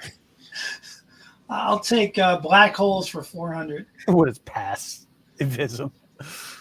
Riker described this phenomenon as being no wider than a proton, but with gravitational fields as powerful as a black hole. What is a cosmic string? That's right. That's it. I might actually get to play in Final Jeopardy. Hopefully, maybe. You're inching up there, but it's Proxy Cinnabon's turn. Schools for 400. The apparent survivors of the SS Columbia, discovered by the Enterprise in 2254, claim to be from this educational institute. Pass. Tokyo. Pass. Mercer. Pass. It would have been the American Continent Institute. I don't even know which episode we're talking about. Cage. Cage. Oh. Well, that year it had to be the Cage. I might have misheard that every time because I kept hearing American Cochrane Institute. Now that you reminded me of that. Well, obviously not that. Tokyo Trucker. It's your turn. Non-Starfleet for 4.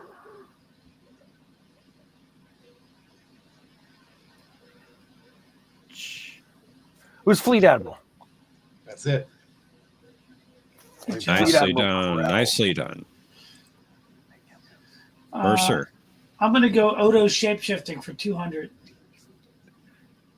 Identify this episode.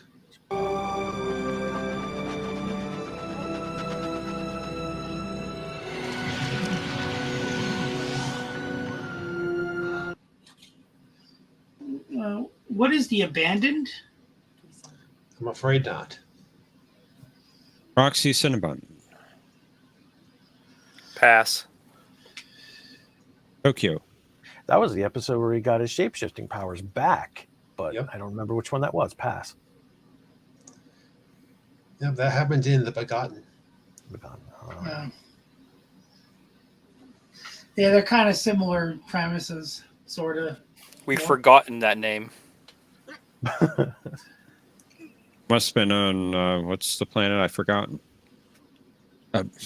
Proxy Cinnabon, it's your turn. These are good questions, so whoever came up with them. Thank you. It's John.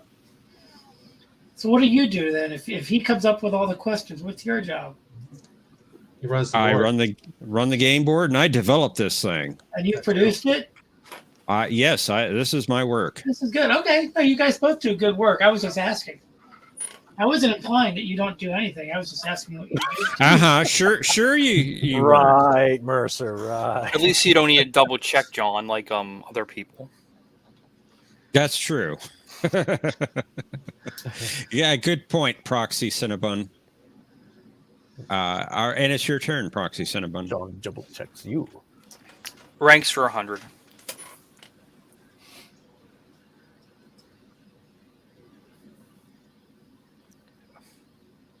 What is Centurion? That's right. Got it.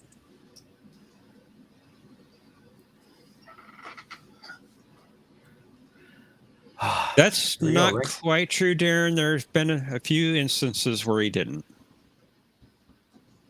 Tokyo Trucker, it's your turn. Ranks for 3300 THREE, so there's no mistake. All right, for 500.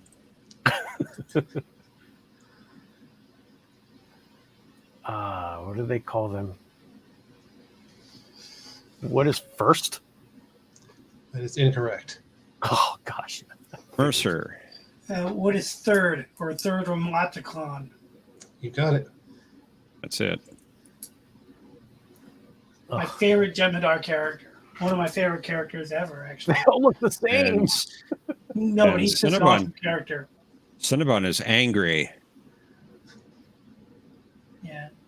Mercer, it's your turn. I'll take ranks for through 200.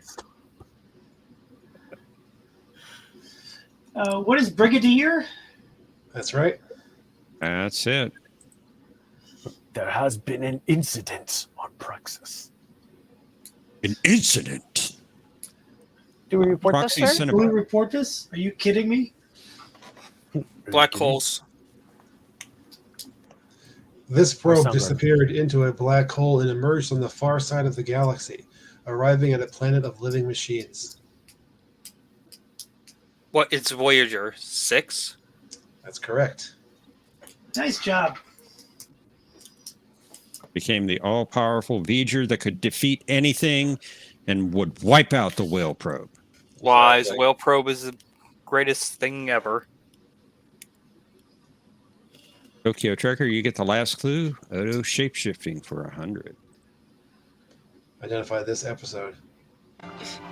It seems to like you, brother. Get away from me. Nice puppy. Nice. Hello, Quark. Odo. What is big blue protoplasm not? What is little green man? That's it. I love that episode. Big blue protoplasm. One thing I love about that episode is that there's hardly any like background music. Right. Unfortunately, Mercer, you didn't quite make it into positive territory and will not be able to play Final Jeopnerdy. Can Normal play? 700. We have somebody that's very Proxy Cinnabon, eager.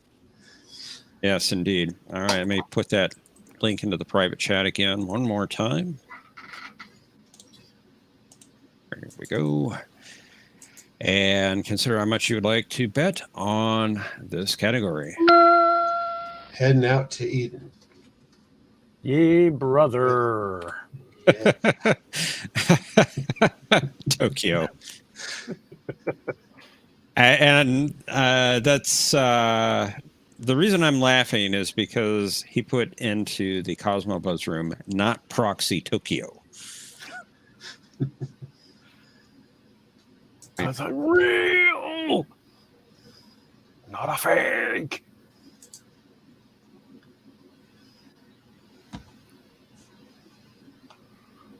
All right.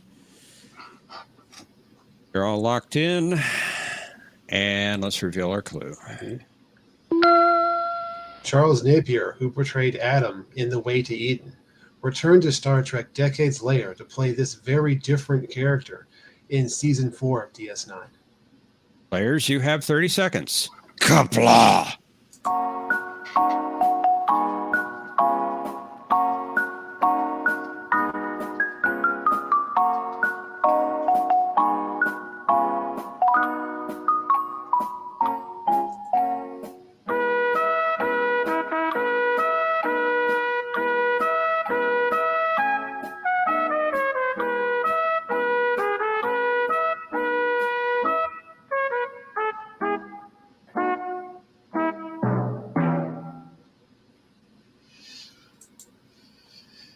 Okay, let's find out who our winner is. Roxy Cinnabon 900 million time champion.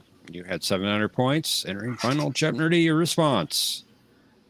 This game is rigged. I do not recognize that character from Season 4 of DS9, so that is incorrect. I don't either, John. How much did you bet? All of it, of course. And take it back down to 0. Tokyo Trucker, you had the lead at 1,900 points. Your response. I bet nothing, so it matters not. Who was an Auburntane?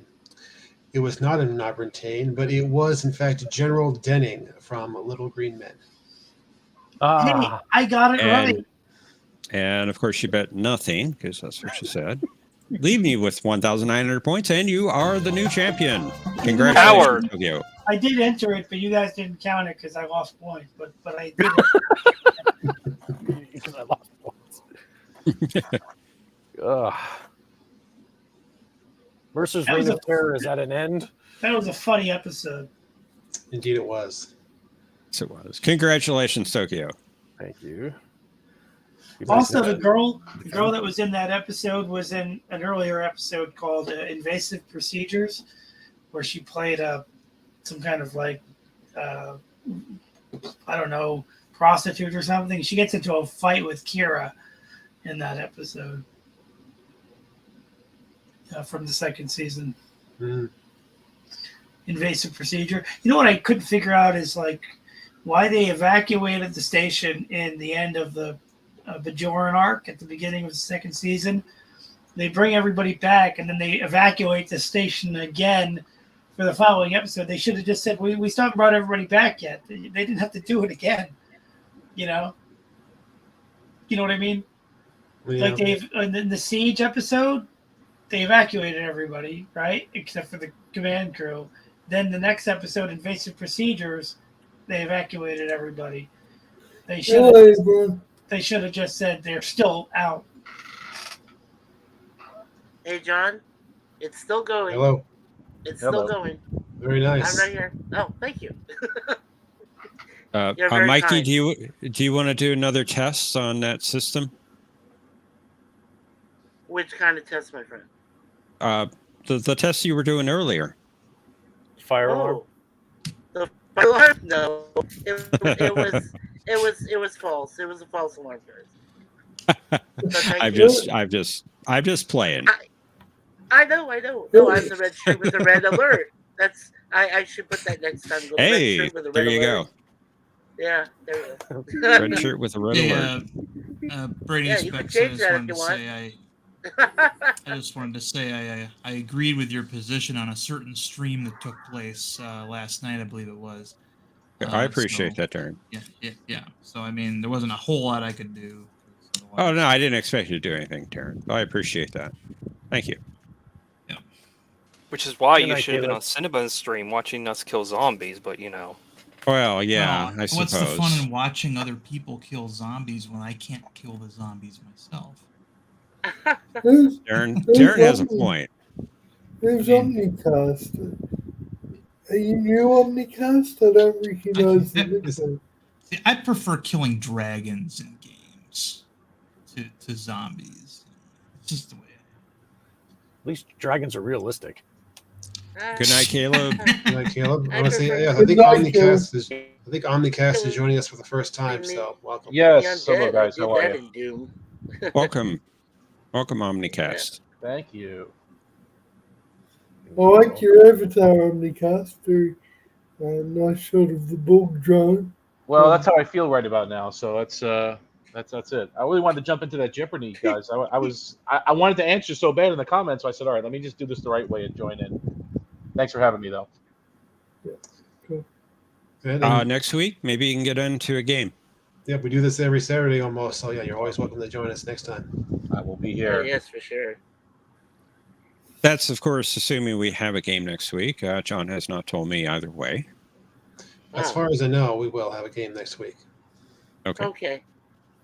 What's special about next week again? Hey, Darren. Well, we're having Jeopardy. That's what's special. Well, Yeah. I'm like, why wouldn't we? Why wouldn't you have Jeopardy though? Or Jeopnerdy? Occasionally we don't. One of us Oh, has to okay, be away, so. Oh, okay, gotcha. All right, I'm with you now. Hey, I'm on the Darren. same wavelength. All right, yeah. My friend Darren, this is a total compliment to you. But every time I see your name, I'm thinking of the Ride of the Valkyries song. For Wagner. I see your last name and I'm thinking of that song. Well, thank you. It's He great. was quite a composer. Yes. Thank you. He was, yes. I can't didn't read know music though. Like I didn't know there was Beethoven a in the water, like Beethoven in the water. I didn't know there was a military yeah. group in Russia named after Darren either. I just found that out a couple weeks ago. That's my pet project. John, I'll be right back. Okay. Okay, Professor. Don't piss me off. Yeah. No, I Mr. didn't know President, about him either. I Steve. didn't know about him either until like a year ago. Hey, Steve, did you say you're in New Zealand, Yeah. right? Are you Yes, I you're am. Auckland? Yeah, you know Auckland. No. I don't want to say exactly where I am on stream, but I'm in the Wellington. I'm in the Wellington region. We'll say that. Oh, It's I know where that Mordor. is. Okay, it's Oh. Mordor. Well, the Shire is in New Zealand. You can visit that. It's a huge tourist attraction in New Zealand. Yeah, the There's a Shire, farm where they, right from Lord of the Rings. Yeah, and Right. Hobbit. Yeah, they're down there. Yeah, But it's I probably not will that far say, from there. yeah, I will say I'm in the Wellington region, so that's close enough. I always like the images I see from New Zealand. I often think if I had to get exiled from the United States, that would be one of the countries I'd consider fleeing to. Me personally, I wouldn't because of the state of our politics at the moment. It's pretty bad. Well, right, but I mean, it's Darren, you should come here. The Well, girls are I'm hot. already here, so. Tokyo. I've already been there. Why do you think they all look alike? It's because they all look like me. Well, that's what happens when you conquer a land so conquerable. Your DNA spreads like Genghis Khan. I do have a bit of a thing for women from that area of the world. So yeah, but I'm too old to get into that business now. So that's never too. More for you that way, Tokyo Trekker. More for you. Yeah, That way. you know what's ironic is growing up when I watched the original series, I always admired Scotty because he's the engineer and he's the one that keeps the ship from falling apart. And here I ended up marrying a wonderful woman in Suzanne, and she's pure Scottish. So I was like, thank you. Yeah, thank you. Thank you, God. That's cool. Yeah, it's very cool.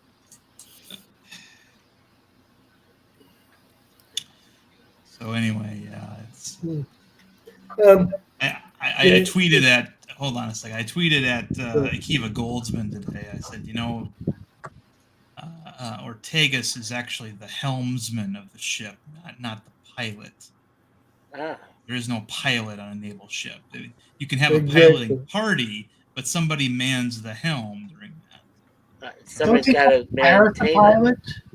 Well, they keep wanting to insert aircraft verbiage into the new Star Trek when it's and Well, when it's like, got a naval heritage. Didn't Paris say I'm the best pilot you could have?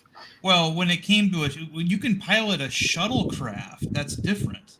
But the station on is the helm position. It's No, I got you. I agree with you. I was just asking, like if you're, what I mean is, like, if you're not on the ship, if you're just talking casually about your position, let's say you're the helmsman, but you're talking like Paris is doing, like in the first episode of Voyager, he's like, I'm the best pilot you could have, meaning you're just good at flying, whether it's a ship or a shuttle, or you know what I mean? Doesn't matter. You know what I'm saying? I agree with Darren on this one. It's I was just asking. Bit of France and naval heritage. And Akiva should know that, but Akiva's useless on everything. Well, they've been, even in Discovery, they kept using aircraft verbiage. I mean, brace, brace, brace. No. That's what flight attendants tell the passengers if the plane is about to crash. That's not what say on a ship. Well, but anyway. If you're watching Star Trek Discovery, the plane's about to crash, so brace, brace, brace. Yeah. That shit sucks. It's just them, trying to make their own version. Good night, Jay. It's fine. I mean, they gave us all kind of a break with 2 weeks ago, the episode where they're, with the suggested alternate reality idea. Fine with I was equally irritated, Darren, for your exact point with the episode of TNG called Conundrum, where they lost all their memories, and Ensign Rowe, who was at the helm, said, "Looks like I'm the pilot." It's like, oh, we've suddenly gone from a ship to a plane. So I completely empathise with your point of view there. Looks like next week we get an F-bomb from Spock. Yeah, the human Spock gets to drop. Oh, joy! Yeah. Wonderful. Really looking Why forward are you guys even watching that show? I'm not watching it. Yeah, more colorful metaphors. God. Double dumbass on you and so forth. Why are you even precisely? Why are you even torturing yourself by watching that show? I mean, it's even worse than Enterprise. I'm not watching it. I'm not torturing myself. Hey, I thought Enterprise was pretty good. I'm sorry, Mikey. Go ahead. Enterprise was good. Yeah, Enterprise. It made mistakes, but it set up the tools to fix those mistakes, and its intent was not that it, was trying to change anything. But it was. I mean, Brennan Braga even said he fired almost the entire writing staff after the first season because of all the complaints they were getting from fan experts about everything they're doing wrong, continuity wise. And the only writer that survived the first season into the second was Michael Sussman. So, okay, it wasn't weird that they tried to correct course, so that's good. I'm glad some several people got fired because they needed to. But Thomas, Zombie Thomas, why are you even watching Strange New Worlds? Why would you? Strange New Puke, I should call it. Frack. I have nothing else to watch. Elder Carb. 3 in the morning. Sorry, what did you say, Thomas? Well, it's like I'm watching 3 in the morning at work. Or you could watch Discovery as you keep threatening. I will not be watching that when that final season comes out. A lot of my complaints about Strange New World would disappear if it wasn't Prime timeline. But despite what people believe, just to check it out. I stopped after the third one. I stopped. One of the things that bothered me about this last one was Captain Battelle is apparently both a JAG officer and the commanding officer of the ship, which those are two entirely different command tracks. Yeah, exactly. I mean, JAG officers are admin. I don't believe serve on ships very often. Usually on shore, I was falling asleep. What ship was she in command of? I kind of nodded in and out of that show. Whichever the other Connie was that they showed, I can't remember the name of it. but it was in the beginning. They showed them kind of maneuvering side by side together, and At Earth. he came on. I'm like, wait a minute, she's a commanding officer of a ship, and she's the judge advocate general. I mean, it's like, what the hell?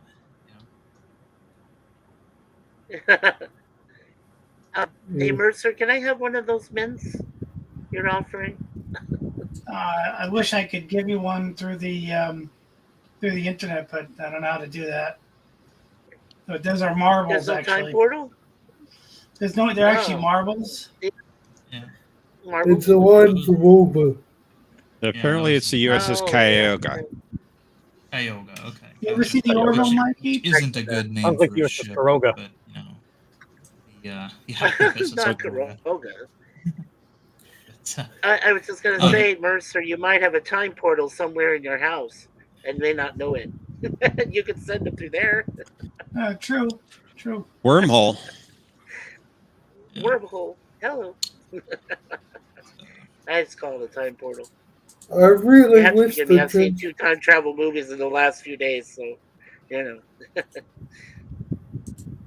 Hey, tomorrow I get to see a horror film. Yeah, Insidious one of the 3. things that we haven't seen yet on Strange New Worlds, other than in the first episode, was when the crew was having dinner over at the captain's quarters because he's got the full kitchen. Is where do they normally eat? Right?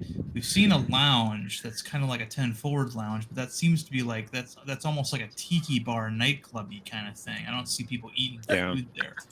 So I'd like to see their actual crew's mess and see the maybe they're just eating eating their quarters. I like that. In the well, that would imply a replicator. I like that in the Orville we got both okay, the lounge where they could eat the mess hall, but then there was also a restaurant called Muska's, like an actual fancy restaurant, very small. Well, they had in their essentially what is their crew's mess. It was like a Replimat, kind of restaurant with replicator stations. But then over in the corner there was a bar where what's his face, Jason Alexander's character as the bartender. But there's also another place called Muska's, which is like a fancy restaurant, but it's very small and it's only in like 3 or 4 episodes. It's different than the mess hall. I thought that was in the simulator. No. Well, there is a fancy restaurant in the simulator, but no, Muska's is an actual place it's the place where Dan and Alara had their sort of date. It's called Muska's. Okay. Yeah, I recall that now. That's pretty cool, Arabic. And hail Arabic. Thanks for joining us this evening. It's a very small restaurant. I'll put a link to it in the general chat, the private chat. But it's a very small but very fancy restaurant. I think for my money, I'd still go with 10 forward from TNG. Guinan looks like a cool bartender. I'd go Hey, to listen. Elorians, they listen. Mr. President. I'd prefer to go to Quark's than anywhere else. Sure, you have to pay, but Quark is so cool. Yes, Quarks would be nice to visit. You mean a swindle by him? Okay, that's up to you. Well, there is a Quarks in Las Vegas, isn't there? There's a Deep Space Nine. Like there used to be. In Las Vegas. There used to be. Darren. Oh, okay. They took it away. Yeah, there used to be. Darren, I was there. I was there with a friend. It was in the Las Vegas Hilton Hotel. It was Quark's bar. Yeah, I was there. Order a warp core breach. Got a couple beers and stuff. Oh yeah. Yeah. Sumerian Sunset. I did that. They had the hamburger. That was my favorite. Oh, the hamburger, yeah. Oh, one of my favorites was nice puns there. Mine was the Red Alert chili. Mine was the Red Alert chili. The Red Alert chili. I'm surprised they didn't serve like pumice soup and, or bouillon style tomato soup or something. Mr. President. Mr. President. Mercer, hold on, Mercer. Mercer, hold on. Mr. President. Did they have did Armin Cinnamon work there and certain nights and play the character Quark as he was there as an extra on camera. I believe that No, question I was for don't you, know why Mikey. they've been there. He was asking Oh, if Armin okay. Shimmerman Yeah, showed up but- Yeah, I don't think Oh. so. Well, Armin as Quark didn't show, but when we were served that day at Quark's bar, it was one of the his girls, the Well, the what do they call demo that girl. game? That she was one of those that served us.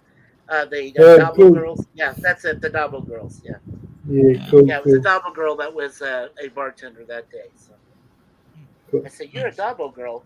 Don't you do the Double game?" She said, "Oh no, I not just the Double game." She says, "I also serve drinks." I said, "Oh, okay." Yeah, you would I ask thought that that's what she question. said to me. I was just pointing out that in the link I sent, if you click on the picture and you can see it better, you can see it's more dimly lit. Muska's is like more dimly lit with like wine in the background. It's a very tiny, fancy restaurant that they had. Yeah, Oh yeah, that's very cool. Yeah, that's cool.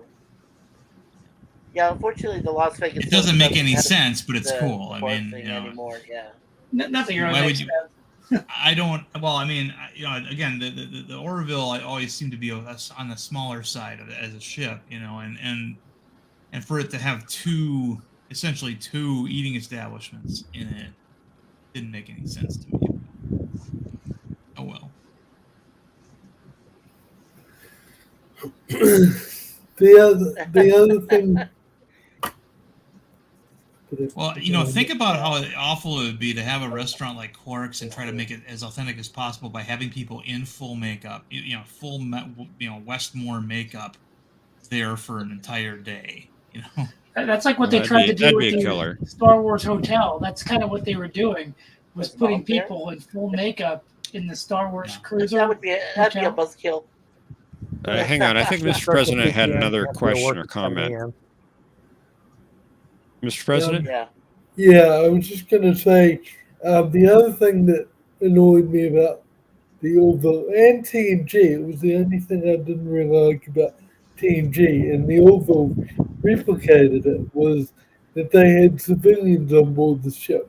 Oh, let's have children and other civilians on board the ship while facing certain destruction by the K-1, you know? Or in Star Trek's case, the Borg. I'm glad in later iterations of Trek they got rid of the civilian idea, because that was terrible.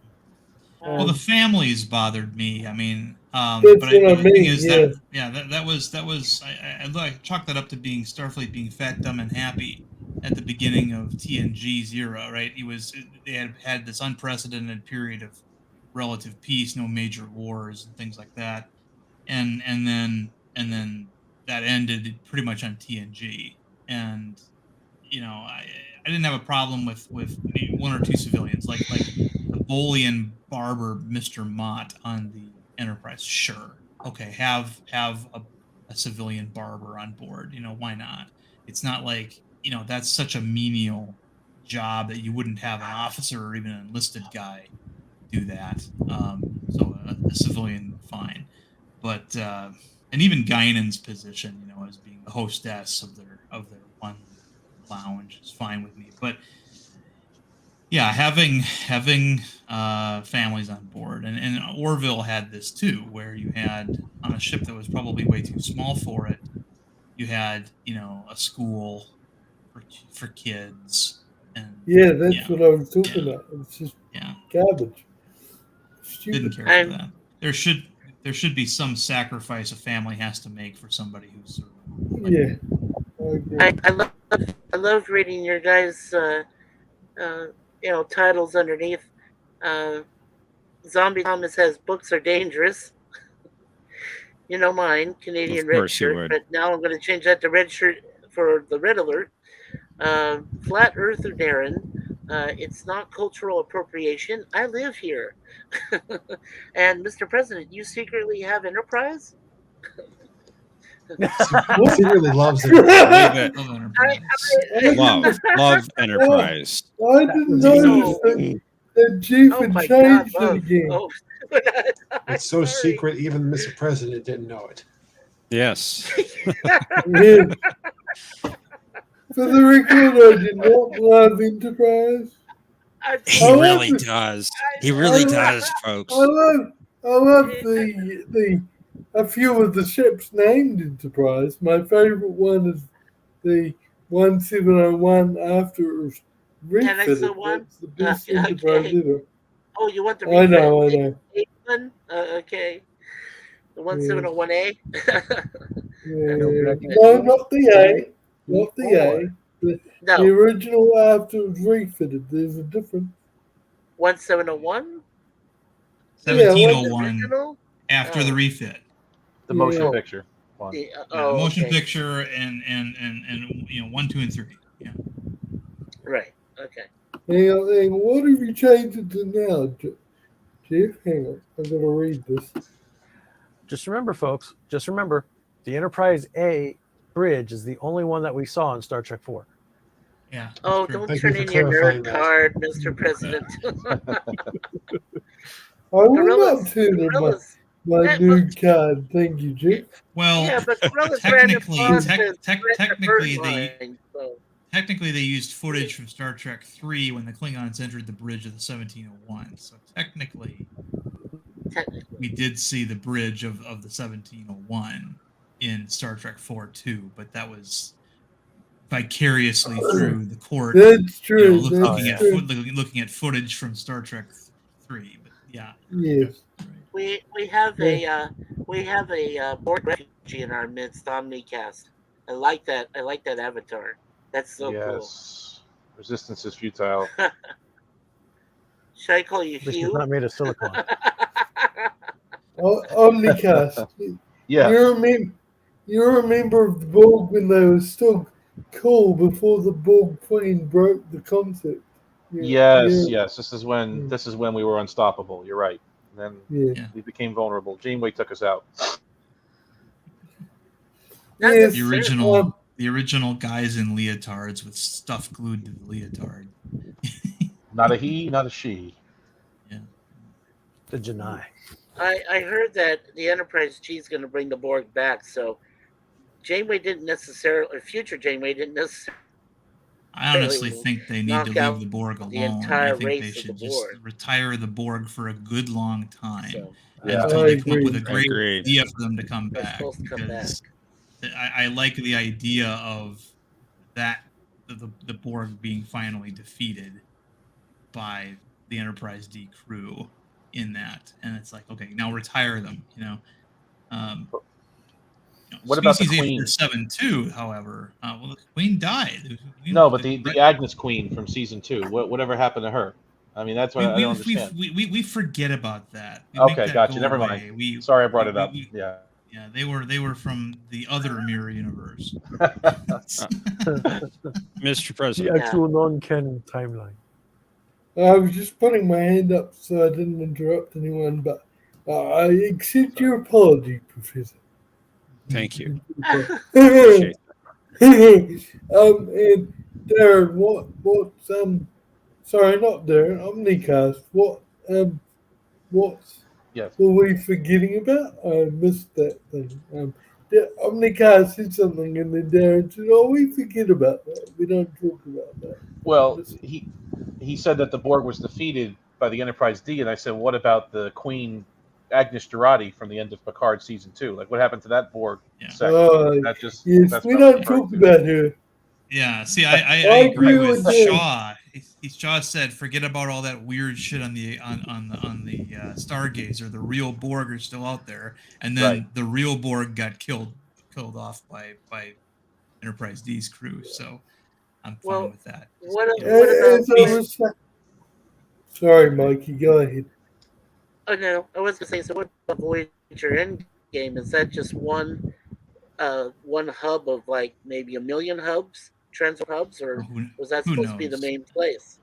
Well, there was 3 hubs, but she messed up the what do you call it? The Queen's area, right? The main what do they call it? Unimatrix or something like that. Wherever the Queen was, that got all screwed up. Unimatrix Zero. Yeah. So it had more of an impact than just the hub. I think she did some damage. Janeway definitely screwed her up nicely.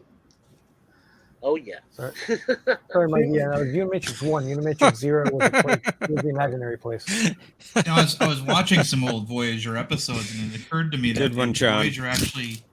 Voyager actually gave us one of the few good admirals in all of Star Trek, and that was Admiral Paris, Tom Paris's father. He was good. Yes. You're right. Yeah, he was like the only cool, 100% squeaky clean admiral. Admiral Hayes was a bit of a windbag, according to Janeway, but we like him too. Yeah. Well, I also think that wasn't just About- Admiral Paris, but it was the guy that Geordi didn't quite like much was Lieutenant Barclay. You got to thank Dwight Schultz for helping them out. Oh yeah. I would add Admiral Forrest to that, Darren. Admiral Forrest. I also want to add a couple but that's the Federation. That's not the Federation serving Starfleet. I mean, it's the same organization, you're right? But yeah, Forrest. And it's not Darren, we can either. actually add. Darren, we can add the Admiral from Friendship 1, and we can add the Admiral who gave Janeway the command in Relativity to that list. Right, but those were one-time appearances. I think most of them, at least. I mean, obviously Admiral Forrest wasn't one time, but it was kind of a breath of fresh air to have Admiral Paris there, played by the guy from the Nest commercials. Yeah. Mr. President, were you going to say something? Let me ask you a question. Hold on, Mikey. Yeah, Hold on, Mikey. Mr. President. I just said sorry. Forgotten what I was going to say now. I'm sorry. No, that's all right. I've got to wait patiently while other people talk too. It's not just my show, so I don't mind holding the. Putting we it want in your that input. time. Yeah. That's okay. Hello, world. It was something Mikey? to do. I was going to say, even though Janeway saved the Federation temporarily from the Borg, she's still a murderer for murdering Tuvix, and she should have been she should have been court-martialed as soon as she got back to the Alpha Oh, Corps. I agree. She should not have been promoted to Admiral, but No. She's a lunatic. Hashtag Janeway did nothing wrong. Oh, she did everything wrong. What are you talking about? Yeah, she did. And even like Admiral Janeway, right? Why did she want to save prevent Voyager from get him back to the Alpha Quadrant in the 7th year? Why didn't she try to do it like before they even went to the Badlands? Because think about Janeway had a crew before the show. She had all the she had Stoddy as the helmsman. She had a humanoid doctor. She had a different first officer, and those people are just forgotten. It's like I was waiting, like they come home and like Stoddy's family is like, where's our daughter? And it's like, oh, who? Oh yeah, we forgot about her. Warm and sensual. That was Admiral Hayes, Brad. He's the one who died at Wolf 359. Admiral Hayes, yeah. Hanson. No, that was Hanson. Hayes died in First Contact, though, right? Admiral Hayes was in First Contact. Right, he was right. in First Contact, yeah. Yeah, Hayes was in First Contact, right. But that's an interesting question about Admiral Janeway coming back at exactly that moment. And there's some lines that Chakotay said where they had a profound impact in the Delta Quadrant, and then they encountered the Borg and 7 of 9. It had to be then, because if they went too far back, they wouldn't have had that impact. They wouldn't have gained the knowledge that they had. They wouldn't have met 7, Neelix. They wouldn't have had it. So, and then they said after that point, even Janeway said, they were in for years of misery. People were going to die. They'd encounter more bad species. So it was the right time, I suppose. And plus, they were near the hub, and it was the end of the series. So plot reasons. That's how I took it. She wanted to strike against the Borg, and that was a good opportunity to do it. Right. Hey guys, I'm actually going to wrap this up myself. I'm going to get going. I just can I plug real quick, because I actually have something to plug. Sure, go ahead. Go right ahead. Believe it or not. All right. So some of you may know I did a live stream this morning, my time, right before Jeopnerdy, And I'm going to make that weekly show, I guess. So it's going to be 8:30 a.m. Tokyo Standard Time, which I believe is 7:30 p.m. Eastern, if I'm not too much mistaken on that one. It is called the I think Tokyo so. Trekker Show. And we'll be talking about just whatever we want. So come join us live. What time does it start? New subscribed. Zealand time, please, Tokyo? 8:30 a.m. my time. So what? Add +3. Oh, hang on. Okay, so it's Towards a bit lunchtime? too early for me. I'm sorry. Oh, I'd it's still okay. be busy with Kira's, but The show will be on and go off just in time for Jeopnerdy, so it's not perfect. going to be that long of a watch.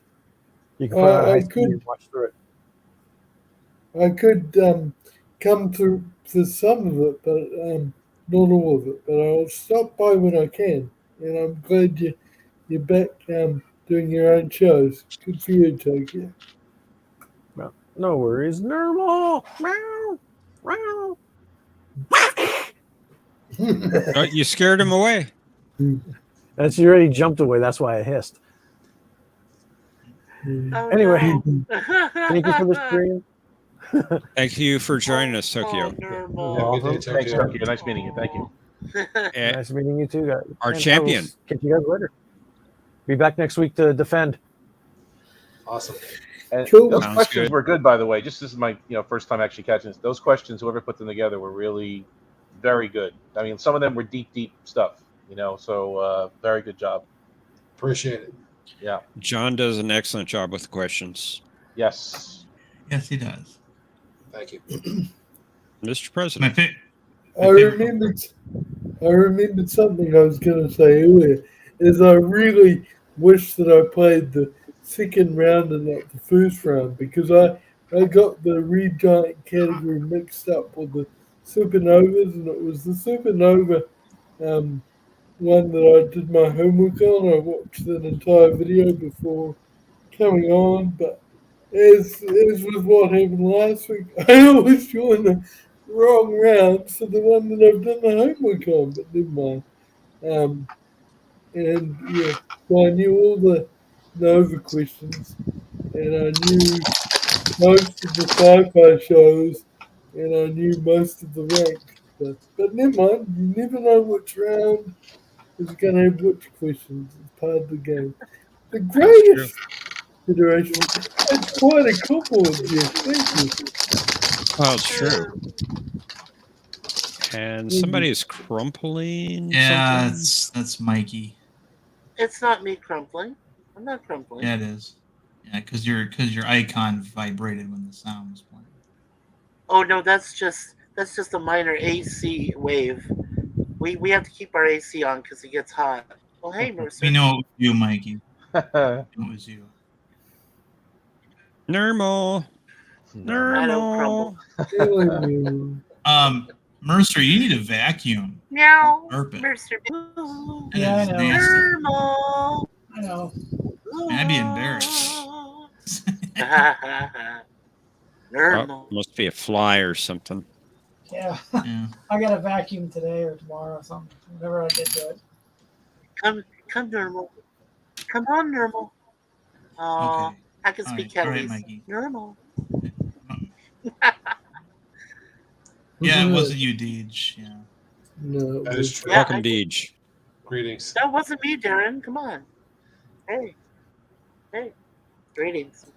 Yeah. Deej Odyssey. John DeMarco has had many questions on Jeopnerdy that as I've been watching, I'm like, well, that's not right, and then I'm going to prove him right, and I go and I look it up. And It's happened. Deej got It kicked. happened. Who kicked you, Deej? Who did it, Deej?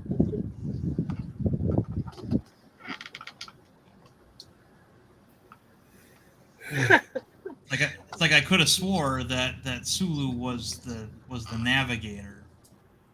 No, of the it was the Enterprise. helmsman. He was the Chekhov helmsman, was the and navigator. and Chekhov was the navigator, and I just wires got crossed there. It happens. Yeah. Which to me doesn't make sense. Usually the helmsman is the junior of the two positions. Yeah, that's exactly what I was going to say. And it never made sense separating those two in the original series because I mean, even on a submarine, the helmsman is usually enlisted, and then the navigator is usually a full lieutenant. So, yes, exactly. you know, And in this format of the Star Trek show, there wasn't much for the navigator to do. So I guess that's why they in TNG in later series they combined it into one position. But I agree with you, Darren. I was watching a video earlier. That sounds painful. I was watching a video earlier about a submarine they found, like where it was partly surfaced, but they believe that something happened and the entire crew died, but they were still at their stations and they were still like looking like they were working. But I guess it tried to surface, and then they either and you guys would know. It was a really good video. I just saw it like a couple hours ago. Are you talking about the submersible Titan? No, not that. So no, it was an older story. It was an old submarine. I forget the name of it, where the entire crew died probably within 3 minutes. They tried to surface it, and I forget what the heck. I can't think of it. I'm sorry. Just forget about it. Was that the Scorpion? Is that the Scorpion? No. The one that got lost in the Atlantic? Hold on, I'll find the video I was looking at. well, when it comes to United States submarines, in the nuclear era, the two biggest disasters were the Thresher and the Scorpion. But there was another boat that sank right at the pier, and they actually salvaged it. But the Scorpion and the Thresher are the two big ones. So, but it could be a different one. I know there was an Argentinian one called I think the San Juan that sank too at one point. The Russians lost one or two, I think, too. Oh, the Russians have lost quite a few. The Russians lost a lot more than the Americans, but the Americans lost a lot more than just two.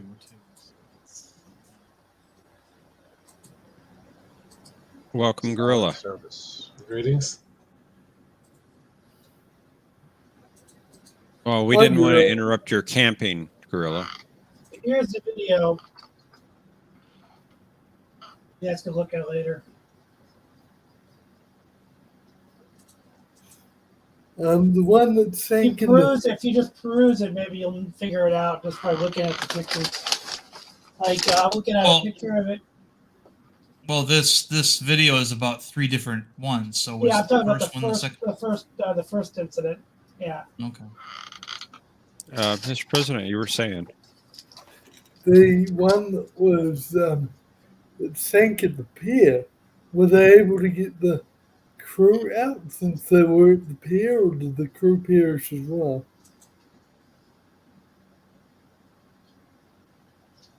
I think that question was directed at you, Darren. Yeah, that was not an American sub that got stuck there. I'm sure that was different. You might be watching Moose's video. Yeah, I just was flipping through with the sound off. Yeah, that's a foreign one, probably a German Type 209 or maybe a Kilo. Well, it wouldn't. I mean, if you found a submarine where everybody was still at their station, that meant that probably the air quality dropped, and they all just kind of passed out at their stations, and then died from lack of O2. That's honestly, that's one of the best ways to die. Where you just kind of fall. It's like being anesthetized. You just kind of fall asleep and then die in your sleep. I took a tour of one of those old submarines up in New Hampshire, and I couldn't live on one of those, man. It's like a tin can. Those guys, they share bunks. I mean, it's just crazy how tight it is in those things. I mean, I guess that's an older one. The newer ones are bigger, but man, that's tough. When you take a tour of a submarine anywhere except for the Nautilus Museum, it's usually an old World War II diesel. Yeah, diesel sub, right? And those guys were a totally different breed than Man. we have today. I mean, that was when I was in. I talked to chiefs that had been in for 20 plus years who remembered when they were very, very new that they still their nuclear boats still had guys from the old diesel fleet on board, and they would not shower. You know, one of the nice things about having a nuclear reactor is you get all these, luxurious, amenities like being able to take a shower underway. On the boats they were used to, they didn't take a shower. And like real submariners, they don't take showers, and because they were sort of indentured good old boys, nobody made them take a shower, so they stunk. Nobody wanted to sit next to them and shit. And when I was in, you dang well better took a shower after every watch, otherwise the doc would force you to clean yourself with betadine. So you were on a sub. You served on a sub. Yeah. That's I heard they have the best food though in the Navy. From what people I've spoken to, you guys have the best cooks, the best because you're down there. There's no windows, nothing else to do. You need something to make yourself feel okay, and they give you better food than others. I've heard. Yeah, it was hard to stay. It was hard to stay skinny on that boat. It really was. Even our shittiest cook was way better than anything they usually had. So yeah. Well, thank you for your service, though. That's important. Keeping us safe, man. Thank you. Yeah, we've always thanked you for your service, Thank you, Darren. I'm not used to being thanked for that, but so thank you. Sorry, I'm kind of mumbling. You about deserve it. Yeah, you totally deserve it. When I It joined, might be- nobody said that. It wasn't until after 9/11 people started saying that. But thank you. Yeah. My opinion, anyone that serves in any Western Navy deserves thanks for their service because we're all on the same side and we're all on the same team. And yes, so thank you, Darren, and thank you, Mikey, as well. I would actually like to board a Tench class submarine because those were that was one of 3 classes of fleet submarine that we had in World War II: Vallejo, Yedo, and Tench. The one I toured was the USS Albacore. It was up in Portsmouth, New Hampshire. I just looked it up. The Tiny little thing. Albacore. I did a video about the Albacore President, on my Emmy channel. wants me also. Okay. Cool. It's a cool boat, Yeah. but it's tiny, man. It's like you're in an RV. I mean, I don't know how you can spend any time in that thing. The Albacore is a Vallejo class submarine that has gone through the 3rd Guppy conversion.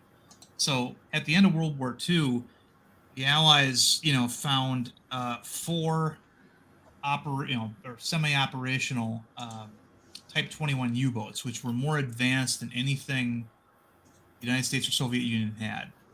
And U.S. got 2, Soviet Union got 2, and those 2 U-boats basically steered the design of submarine technology on both sides for the next 40 years. And on the U.S. side, what they were doing was they reverse engineered it, and they came up with something called the Guppy program, which stood for Greater Underwater Propulsion Power.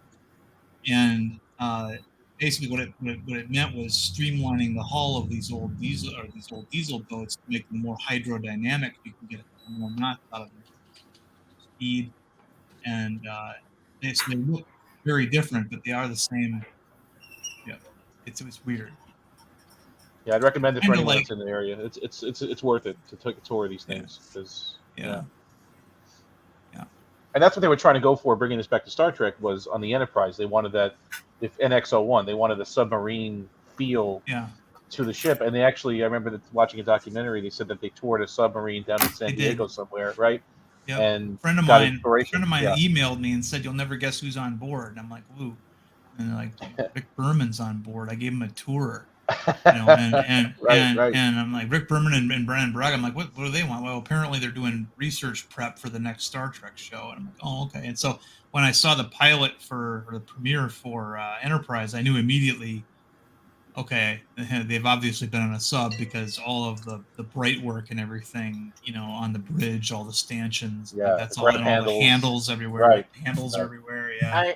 I didn't Grab notice. bars and stuff. Wow, I just noticed that. Yeah, wow. So based on submarine life. Wow. Okay. Yeah. Cool. Because they want it to be more like, a bridge between our current space shuttle. Well, back then, the current space shuttle, and then, where they went. So it's cramped. Like you remember in Archer's office, he had to duck down beneath that bulkhead that was there. Riker almost hit his head Yeah. on it in the last episode. Like that. Yeah, he had a beam. Yeah, like a beam, right? So they made it real tight, cramped. Not too many frills. Well, Have you guys heard the commentary for that episode that Brian Draga does and Rick Berman does? It gives you more insight into what their designing was. And you guys are right, but they did do a commentary track for it. Oh, well, okay. Berman tells the story that they went on board the submarine. The captain showed him their quarters, and he goes, "Okay, where's your ready room?" And he goes, "Right there," and he points to an alcove with a desk in his quarters. That's my ready room. That's my ready room. Yeah, my desk. Yeah, anybody who wants to visit me for a private meeting, they literally meet me in my quarters. And I sit there. No tea Earl Grey hot in that one, right? No, yeah. Okay. No. His quarters and his ready room were one space. So, yeah. They thought that was a little too small for what they were going to do, but they liked it. Well, guys, I'm going to head out. Have a good one. Okay, Mercer. Thanks for Okay, joining us, Mercer. Mercer. Mercer. Good to see you, Mercer. Bye, Normal. Bye, Normal. Take care. Bye, Normal. She's already sleeping. Talk to you guys later. Catch you later. Yeah. Mr. President? I've got 2 questions for Darren, and then depending on when you're going to wrap the stream up, I've got to quickly call my mum after that, so I may be back in time or might not be. So, Darren, question number 1, I was under the impression that even nowadays in the modern nuclear subs, because it's still not as much there's still not as much room as on a surface ship. I was under the impression that people still had to hot bunk, as in share bunks with other crew members. You didn't get your own. Is that true, or am I mistaken these days? Okay, for some short deployments, in a short deployment back I'm talking about in the 90s now. My knowledge ends in 1999 because they might do things differently with newer boats and things. But on mine, if it was like anywhere between like a 4-day op or up to like a 9-week op, we would the most junior people you'd have 3 guys assigned to 2 different racks, so you had to have some of your stuff. Okay, so a rack is a bunk, but it's built into the bulkhead of the submarine, and underneath the mattress there's like it's a panel that you lift up, and that's called your bed pan. That's where you store all your clothes and stuff. You had to have some clothes in one and some clothes in the other. That's why you write your name on all your shit. Because, and so when it comes time for you to sleep, for your 6 hours per rotation, you get to sleep. You get into whichever one is not occupied, and the reason why it's called hot racking is because in the old World War II days, you would literally get into the bed, and it still would be warm from the last guy that was in it. So that's why it was called hot racking. Now, for a longer deployment, like a 6-month Mediterranean run, like what I did, what they do is they set up temporary racks in the torpedo room. And what that means is that the loading system for the 2 lower torpedo tubes is not going to be used for that operation. So you can have all the most junior people, and we had one guy who was 6'4", who any chance he got to sleep in the torpedo room, he took it because he was not comfortable in any other rack, anywhere on the boat. Too tall. But we would sleep in there. That way you don't have to hot rack. You got your own rack. The sucky part is though it's in the torpedo room, which is not very quiet.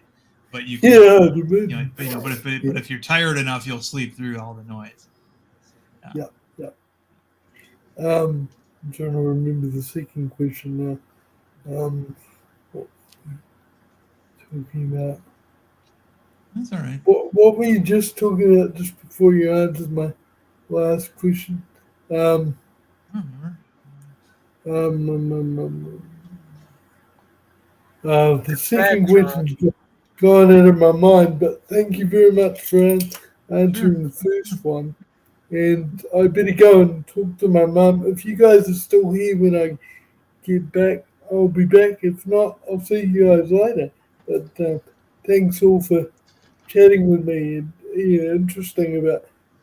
Thank goodness not everyone has to hot bunk these days because I wouldn't like the idea of hot bunking. Before you go, Mr. President, make Yeah. sure you look at John's little title there. Mr. Pre- No, that was not my doing. No, I don't, John. I don't. Unless you're talking about the vessel named Enterprise, some of the vessels, like I love the D and I love the 1701 refit, but the series, no. Alrighty. I may be back, I may not. Cheers, everyone. Well, thanks for joining us, Mr. President. Hey, Professor. Glad you could join us. Hey, Professor. Yes, did you sir. Did you want to go ahead and check out my title there and see if that's correct? See what my title is. Red alert, red shirt. Okay. Okay. Sounds good. Cool. That'd be interesting if they had a Star Trek show where a ship actually did have to hot rack. The show that would have made the most sense is Enterprise when they're in the Expanse and parts of the ship were off limits due to damage. It's like, my berthing compartment is off limits, so people have to, if they set up like temporary beds in the passageways and stuff where people can sleep. Well, doesn't the junior officers on the TNG? I remember they had to share rooms. They did, according to Lower Decks. Right? Yeah, Lower Decks, right? They should, like your ensign or below or something. You had to share a room. Well, yeah, because Laval and Laval and Turok had to share a room, which isn't bad. I mean, honestly, even junior officers will do that. It's a very nice room, though, but the Enterprise is huge. Like they had so many rooms. I couldn't. The D, I mean, the other ones obviously, whatever. But it's that's weird true. Because that's very true. It's kind of nice because you had Chief O'Brien, right, who's a senior enlisted guy. When he got married, he and Keiko got quarters together, and they had some fairly large quarters, and they were very nice. And then you had, and I think they even had a window. But then Worf didn't have a window. Worf never had a window, and Data never had a window because Data wasn't need a window for it, right? It's like on a cruise ship. You have the rooms with the porches and the windows and the inside rooms, right? So Worf and Data had the inside rooms with no window, right? And then it's funny.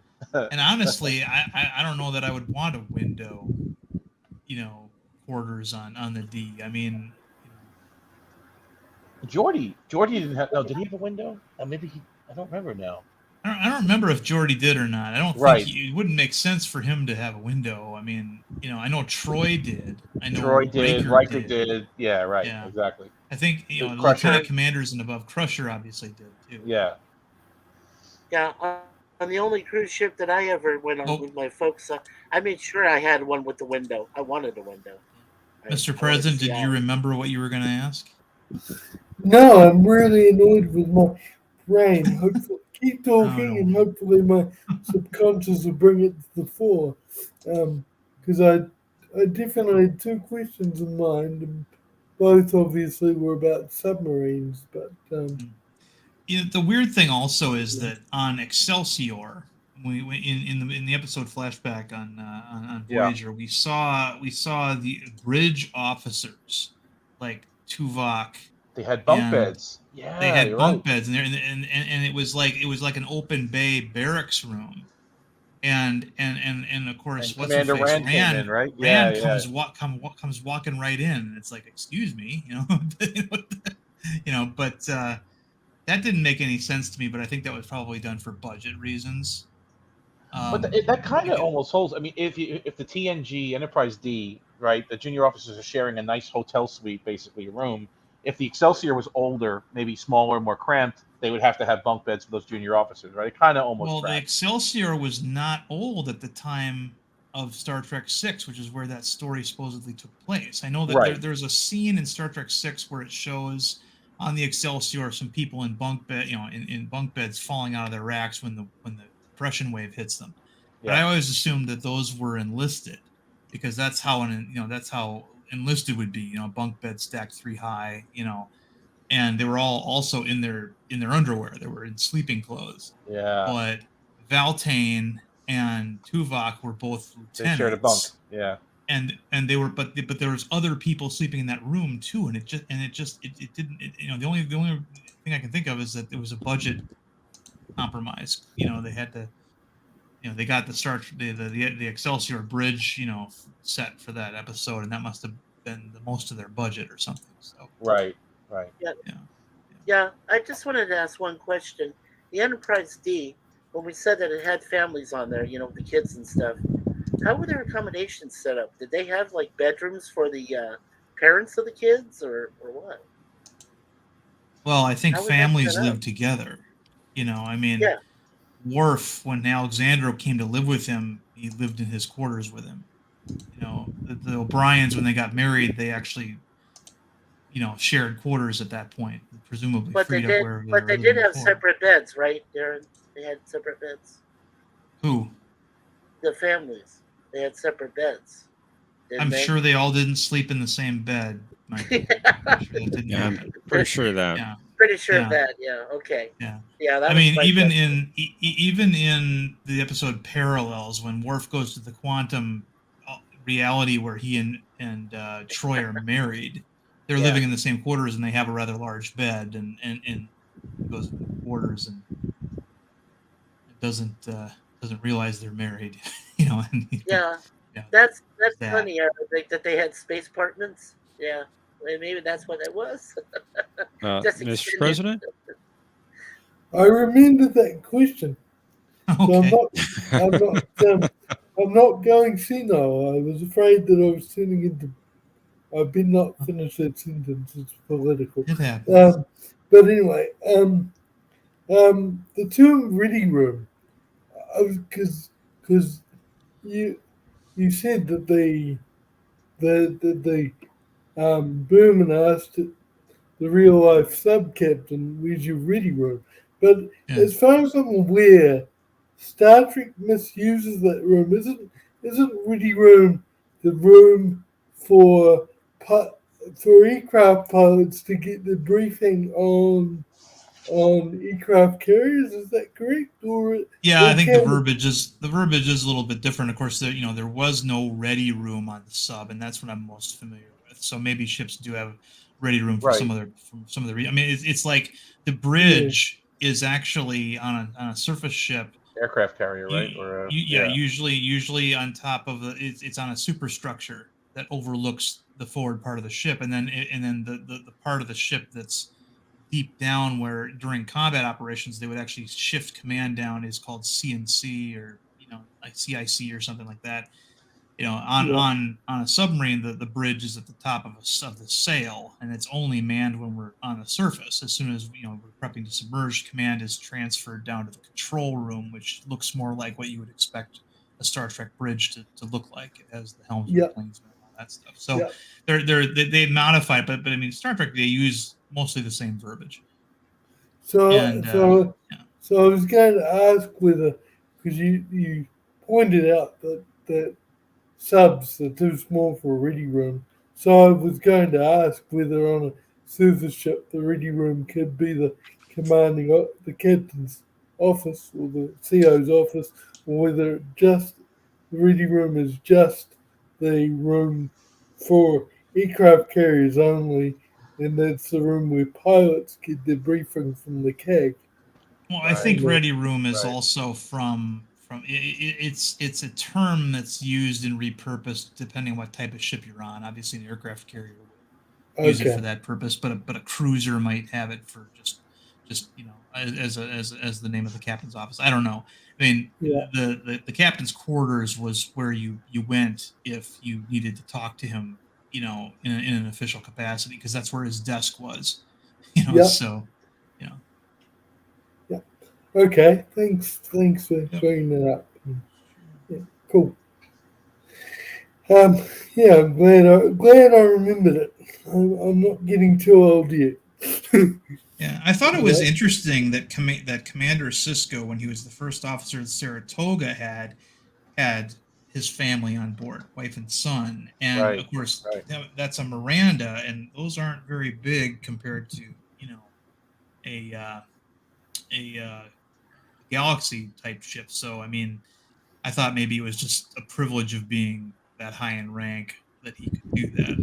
That's Yeah. interesting. Because a Nebula class can probably handle families, right? Because it has the same size saucer almost as the D, right? So you Yeah. have that kind of space. But the Miranda, you're right, very old and probably more cramped.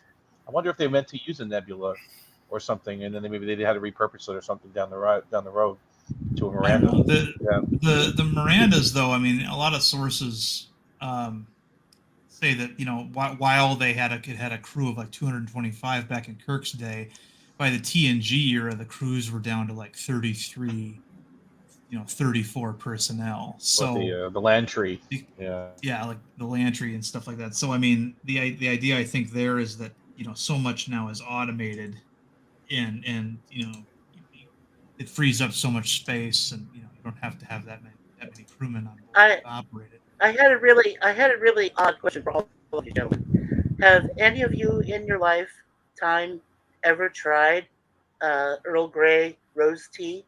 The same thing that Picard ordered. Have you ever tried that in real life? Had the Bigelow Earl Grey tea. It's not bad. I mean, it's bergamot, right? Tastes good. Yeah. To me, tea is tea. I can't tell the difference. I've had Earl Grey. It's good. I've had the Earl Grey. They call it the Earl Grey roast tea, and I've been to two. Yeah. What about you, Mr. President? No, I'm not a big fan of tea in general, I'm afraid. I tried to force myself to like it because over in New Zealand, a lot of adults drink tea because there's certain things we take after the British from it. And so a lot of people drink coffee as well, but you either, as an adult, you typically drink tea or coffee. And to be honest, I don't like either of them. The only exception is some iced coffees I like, but I don't like hot coffee or hot tea. And I can't be bothered trying iced tea. And to me, iced tea sounds disgusting. No offense to anyone who likes it. So what do you I say, do not care for Professor? iced tea. What'd you say? I've had Earl. Yeah. I'm sorry. Yeah, go ahead. I was just saying, yeah, go ahead. I was just saying. I don't like iced tea at all. I've had Earl Grey tea, and that's good. Hot, of course. Hot, of course. Caffeinated. Yeah. Caffeinated. Yes. Thank you. But do you say about tea you, Earl John? Grey hot when you're pouring the cup? Do you say that to yourself, or how do you do it? Sure. It's in my head. What about Earl Grey, you, John? hot. What about John? John, I think I've you tried ever it a had that couple Earl Grey times. tea hot? Yeah, I've tried it a few Yeah. times. It's all right. It tastes like hot, dirty water to me. No, it doesn't. Good You gotta have to have the rose tea of that. That's the tea that I tried. drink coffee with a pinch of salt in it, or a dash of salt. Oh, Well, that's interesting. Yeah, I've never drank Not coffee. a lot of salt. Just a tiny bit. Does it take away the bitterness a bit or something? Yeah, it takes the edge off. Also, salt up until a certain point is a flavor enhancer. If you put too much, obviously, all you're going to taste is salt. But if you put a tiny bit in there, it'll enhance the flavor of coffee. I've heard that as well, Darren. Looks for a lot of things. Yeah, we're still here, Tokyo. Wow. Yep, we're here. Oh, I guess I have to leave the state. Oh well. Oh. Why? I missed Texas that. Professor. I think that's in reference to the iced tea. Oh, you don't like the iced tea? Well, I don't mind iced tea if I'm really thirsty. And as long as it's not super loaded with sugar, sweet tea from the South. you can feel your teeth corroding when you drink that shit. No, I don't drink sweet tea. Sorry, Arabic. I've had unsweetened iced tea before. Oh, and then of course I used to have the iced tea drinks that were alcoholic. Those Long Island iced teas. The Long Island yeah. iced teas. Yeah, those are crazy. Those are crazy full of I sugar. had no idea that Long Island iced tea was code for iced tea with alcohol. I see. Yeah. There's no But real like- tea in it. It's just a bunch of alcohols mixed up. Oh, really? I didn't know. And a splash of Coke. Yeah, just a tiny bit of Coke. Yeah, give it Are to Coke. you, hang Coca-Cola. on, are you talking Or about splash- Coca-Cola or Coke Yeah. isn't? Coca-Cola. Okay. Not Now, there the is a- substance found at the White House recently. Yeah, there is a drink at least in the United States that I don't even know if it's still popular. It used to be called liquid cocaine, and it was mostly peppermint schnapps, as I recall. Okay. Liquid cocaine. No cocaine in it, obviously. It was just a name. But, just like how sex on the beach isn't really going to get you laid on the in the beach. Oh, that's what I was going to say too. You were talking about the opening scenes of the DS9 pilot. I really did not like how Cisco acted. It is, and that's another reason why families should not be allowed on a starship. He completely forgot about the duties as acting CO once the captain got killed. Yeah, and, yeah. And it just went down to rescue his son and wife, and to hell with the rest of the crew. Like, on a human level, I can kind of understand it, but from a military standpoint, that's not on. I mean, that means everything had to fall on to the next line, next one in line, which I guess would have been the opposite. But his behaviour was completely unacceptable. He didn't supervise the evacuation at all. Well, yeah, his wife was dead, and he was refusing to accept it in that moment, and his bullion ops officer actually had to drag him out of the quarters. Yeah. And it was understandable, but you're right. I think that's another example of why you wouldn't want and part of this is also the idea that the Enterprise D, for example, would just go out into space and would be out for years at a time before visiting star bases, right?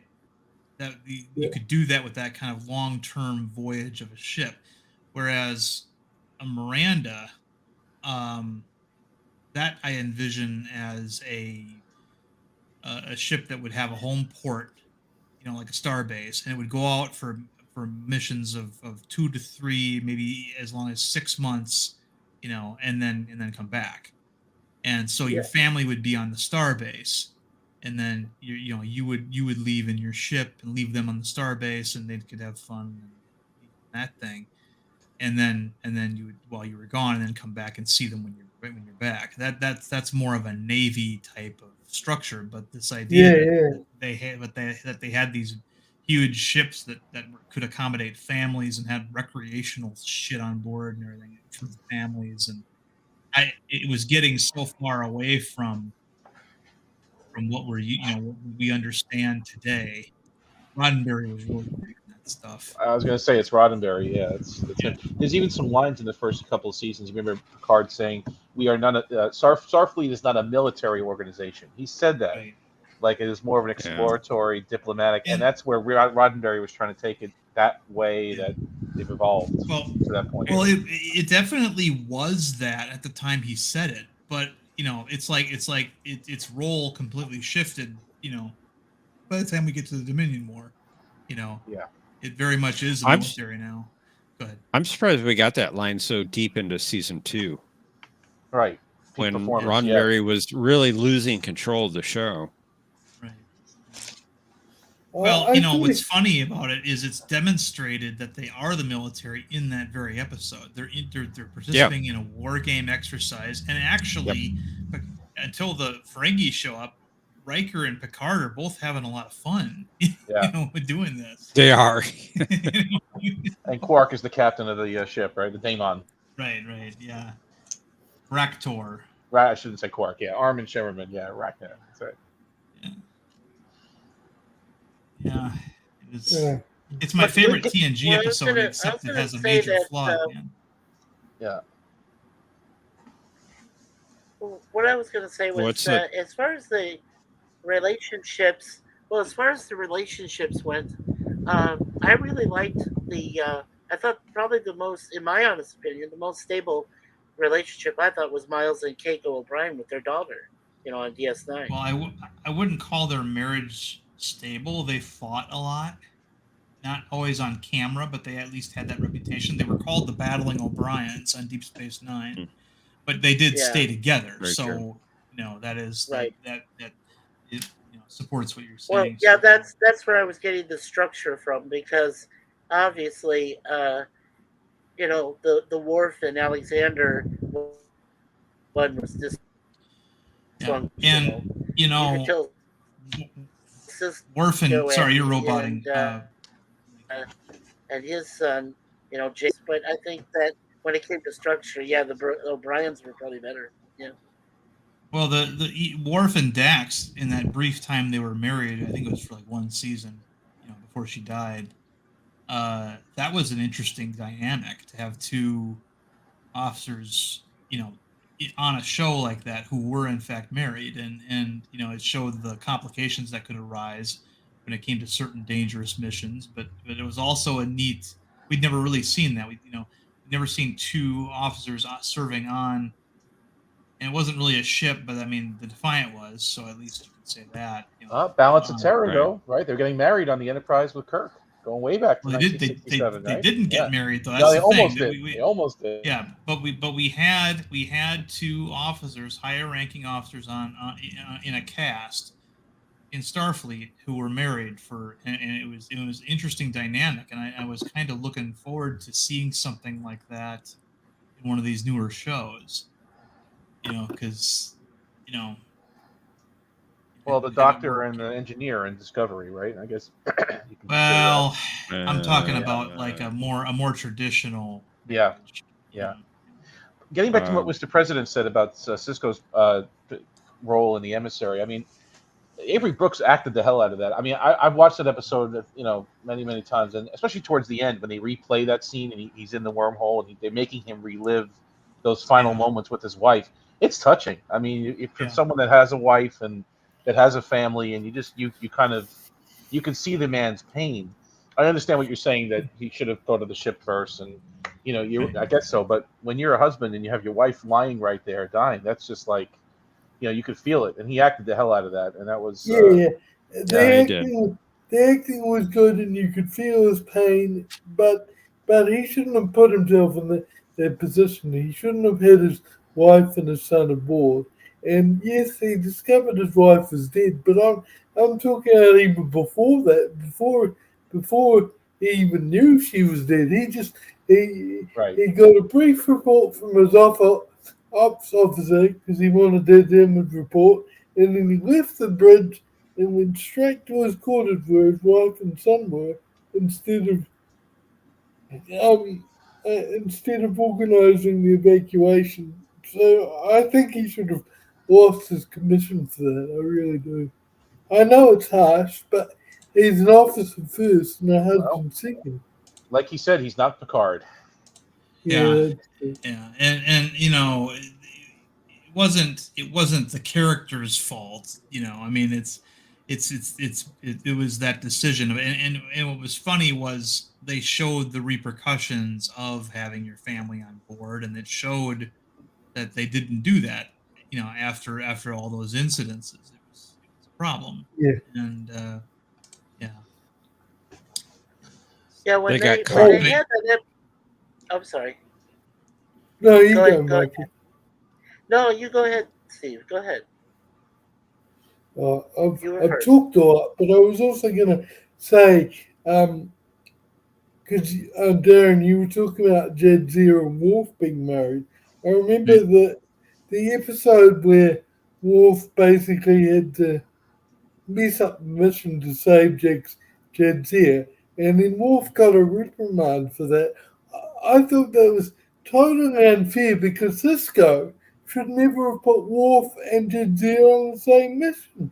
That's interesting. Well, they're supposed to be professional about it, and you know, did it actually hurt Worf's career? No, it didn't. He eventually became the captain of the Enterprise, so he did fine. It was, a reprimand Well, if you take Picard as canon, I'm in two minds about that. Well, okay, right, but I mean, Picard season 3, I tend to think is fairly authentic. So, yeah. But yeah. But he said in that's another reason why I'm skeptical about the canonicity of Star Trek Picard, because Cisco said you're unlikely to receive a command of your own after this, and I'm thinking, well you're partly responsible too for putting Jadzia and Worf on the mission together without a third party, and Yeah.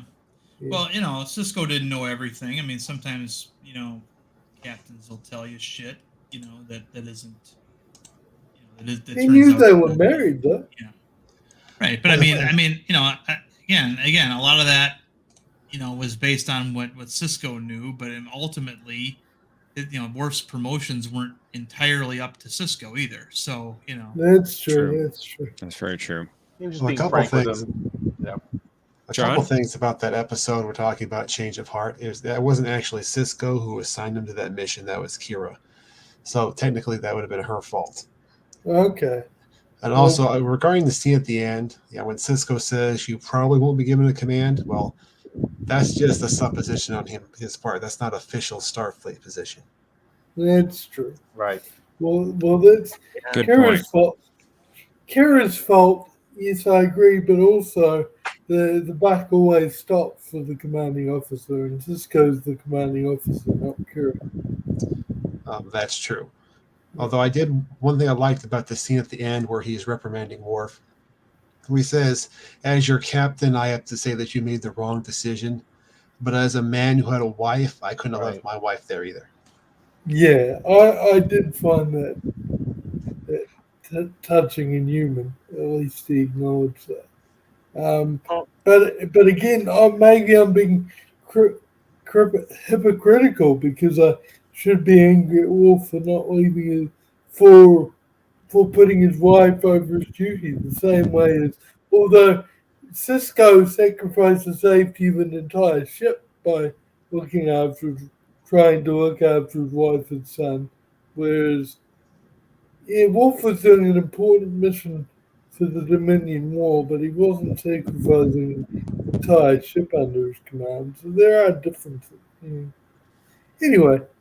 Well, what I liked about you guys had mentioned what you leave behind in the Jeopnerdy round, one of the rounds there.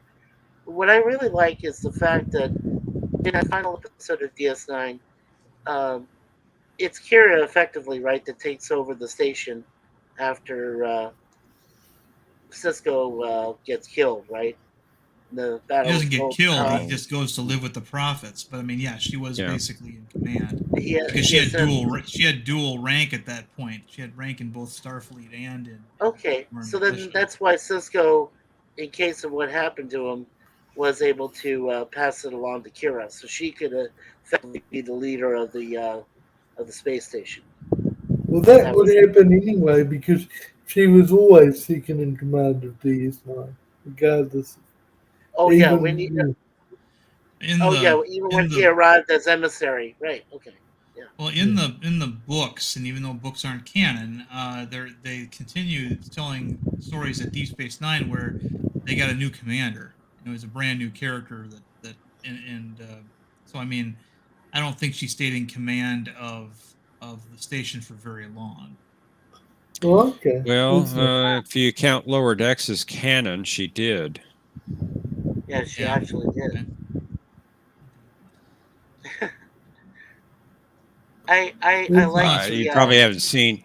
Have you seen Lower Decks, Aaron? I don't watch. I haven't seen it either, Professor. No, I haven't seen it either. So. You're not missing a whole lot, in my opinion, but I don't consider animation to be. What, canonical Professor? anymore. What about Janeway's part in Prodigy? Is that worth seeing? Anytime that Janeway is on there, for Prodigy. I thought Prodigy was a good series Anytime that all she shows up. around. So whether or not Janeway is in the episode or not, I think Prodigy is worth watching. I would agree. Sure, the first few episodes have a very strong Star Wars feel to them, but it slowly eases into a Star Trek show. Didn't they yank it from Paramount over Plus? the course? Sorry? Didn't they yank it recently from Paramount Plus? Like They did. Yeah, they did. You can get the first 10 episodes on DVD or Blu-ray. The second 10 episodes are coming out in September. And hopefully the show finds a new home. They're Right. shipping or shopping it rather to other streaming services. And the second season is all but done.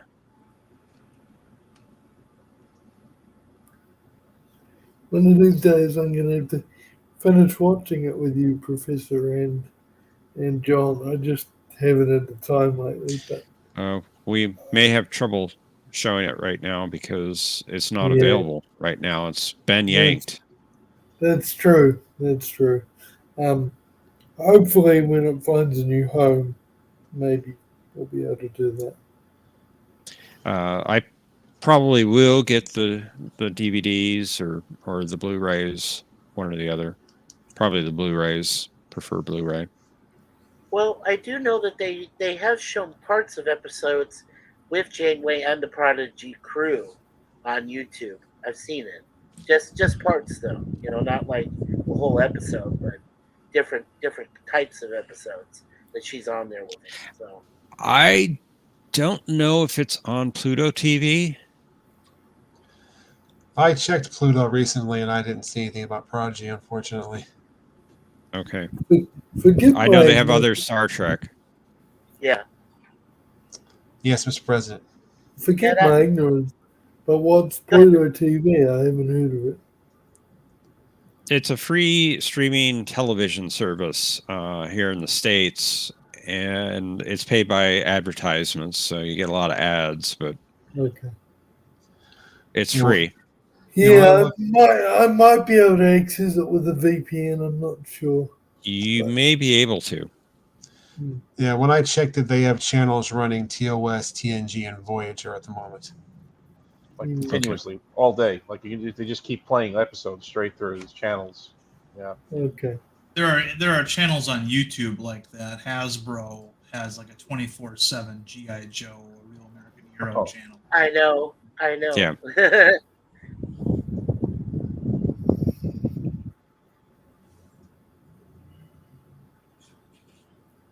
Yeah, which is not so bad.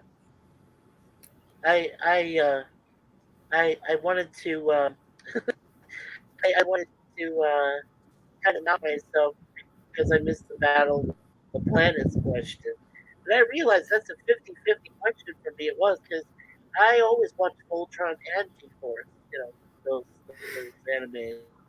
Excuse me. I like Voltron was my very first Mikey, I liked Voltron, but deal into Japanese. All of those. I really did.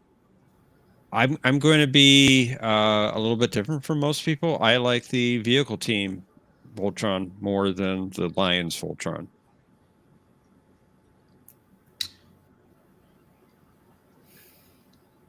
Voltus 5. Call me. Is that the one? What's that? Wasn't it called Voltus 5, or is that something different? I think that's different. Yeah, no, I was talking about Voltron, Masters of the Universe, or Defenders of the Universe, and the Battle of the Planets, and the Battle of the Planets. Yeah, Defenders. Yeah, those were my two Japanese sci-fi anime growing up, especially Voltron. I really loved Voltron. The Lion Force is based upon Beast King Go Lion, and the vehicle team was based upon Armored Fleet Dagger Ruger XV or something. DeRuger. Not Are you sure how you talking about pronounce the that. Thundercats? Are you talking about the Thundercats? No. This is Voltron. This is It Voltron. is Voltron. Oh, okay, yeah. Okay, Voltron. And there was supposed to be a third series of Voltron, and they only aired like 1 or 2 episodes of it. It was based on a third anime. Yeah, Professor, didn't they make those last 2 episodes sort of like a 2-part movie or something like that eventually? The Voltron movie? There was a crossover between the vehicle team and the Lions. Nice. And it was in theaters. Yeah, I do remember that. Okay, yeah. That's right. I just looked it up. Voltus 5 was something different. It was a vehicle team that combined into robots from Japan. But it was a different. Okay. It was a different animation company and stuff. Yeah. I think it was a little bit earlier than Voltron. Oh, okay.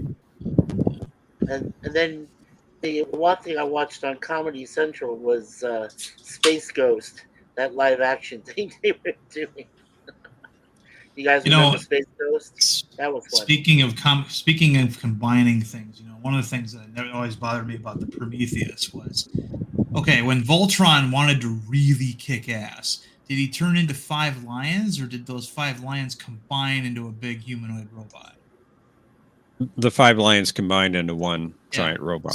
So Prometheus should have been 3 ships that merge into one single ship, rather than a single ship that divides itself into smaller. I'd agree with that. And the whole idea behind the multi-vector assault mode was like Voltron in reverse. It didn't make sense to me at all. Yeah, that's a good point there. Yeah. Yeah, didn't the Mighty Morphin Power Rangers form based off of some of that early anime? Like later on, right? Japanese robots that combine have been around since the 70s, at least. Yeah. You had giant robots like Shogun Warriors, and that led to the combining things, and and obviously that inspired the franchise that eventually became known as Transformers for a few of their robots. Yeah.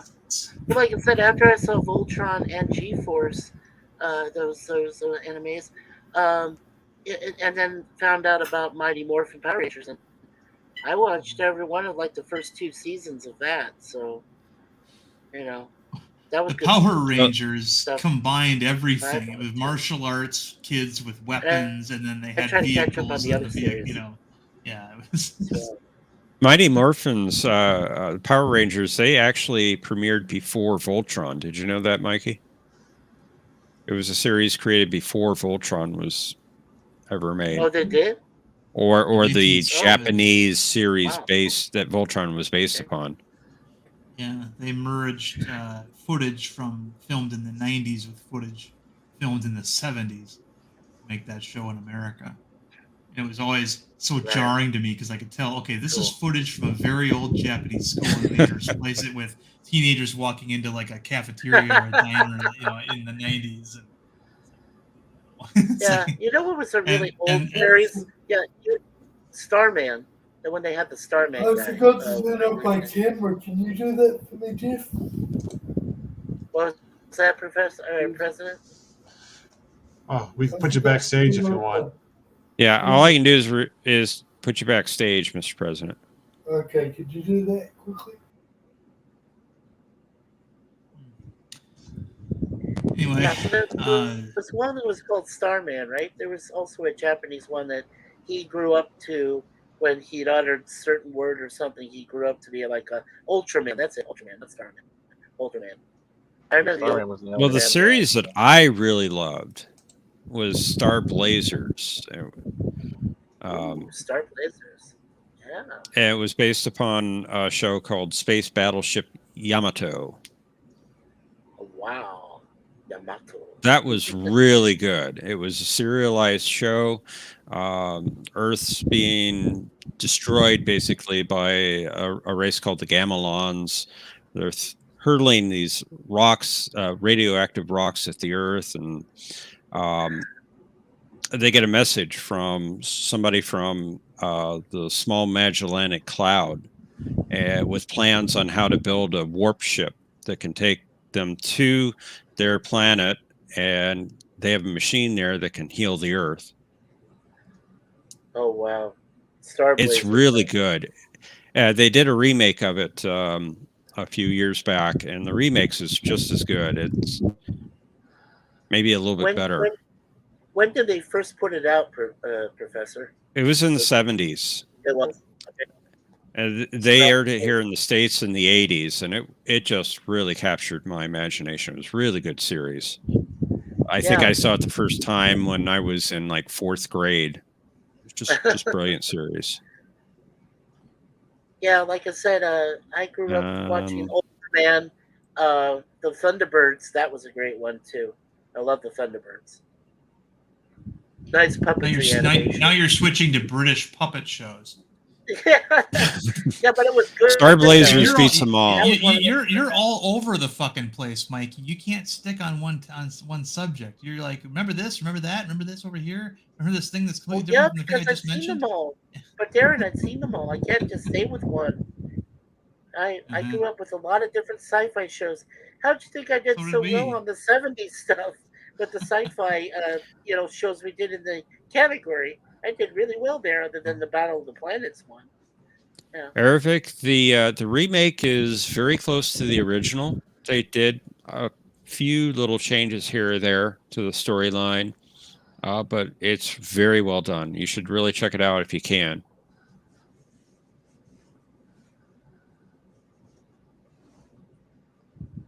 And Yeah, I mean, I don't know if Mr. President, are you there? You are. I didn't know if Yeah, you were ready to really come back, Mr.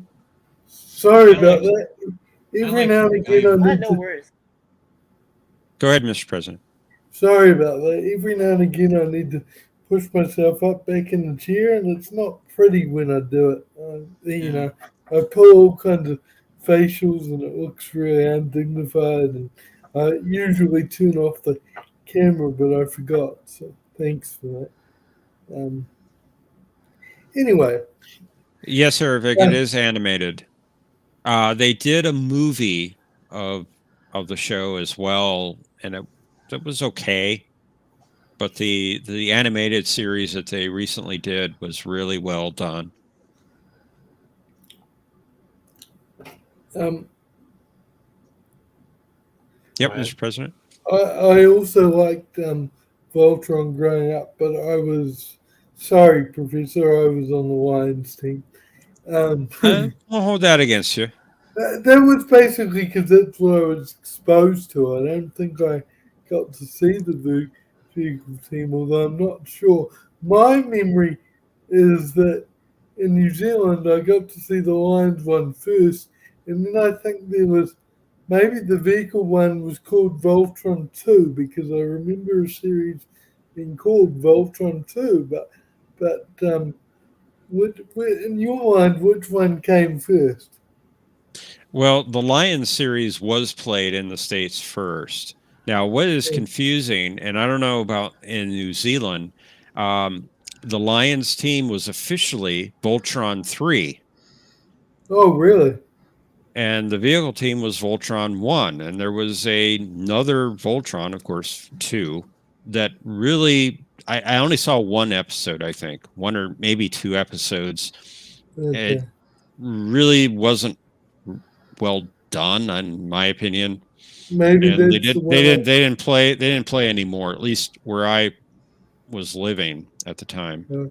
Okay, maybe that's what I'm thinking of with Voltron 2, but I definitely saw the Lions first, and then there was another one, and I didn't like it as much, so maybe that's the one that you're talking about, the one that didn't play much. Voltron 2 had 3 robots that combined into one. Voltron 1, or the vehicle team, had 15. Okay. I don't think I saw Voltron 1, so that'll be why I'm on Lion team, because that's the only one I can really. But I really loved the Lion series growing up. Hopefully one day. I'll say this: it had nothing to do with the Voltron team leader being named, at least in the American version, Jeff. Okay. Had nothing to do with it. It was more because it seemed more like Star Trek. Yeah. I love Star Trek. Yeah. So We believe you, Jeff. It's fine. In Arabic, that's very kind of you, but YouTube goes out to the whole world. So, I mean, if our community was the only one, we don't know who's watching it. So, and in fact, my favorite character on the vehicle team, his name was Crick. Oh, okay. Crick. Okay. Crick, I remember. Anyway. Ervik Sanders makes a good point. He says that if they did a live action Voltron, I'd definitely go see it. I would too. That's a good point. You know, I never liked any of the remakes they made of Voltron. Yeah. Even that Amazon series they did, I didn't really care for it. That a lot of people did like.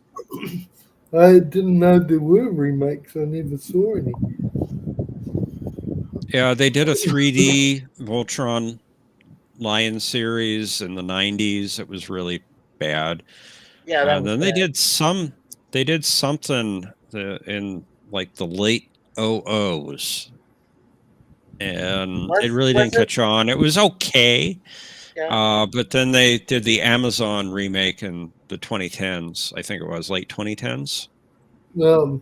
Shows these days that are produced are garbage compared to the old shows, so that doesn't surprise me. Yes, that's a good point. I enjoyed the much 70s shows, yeah, much more. Just going and watching them. I watched in Arizona where I saw Voltron and Battle of the Planets. And I have to say, the Battle of the Planets, the G-Force ship was probably the coolest. I really enjoyed that ship. Check out Space Battleship Yamato if you can, called Star Blazers in the United States. Really great series. Yeah, I'll check it out. Really great. I will. I'll check it out. Yeah, I never got to see Star Blazers, unfortunately. I never got to see it. So, but yeah, I'll check it out. The Yamato. Okay, cool.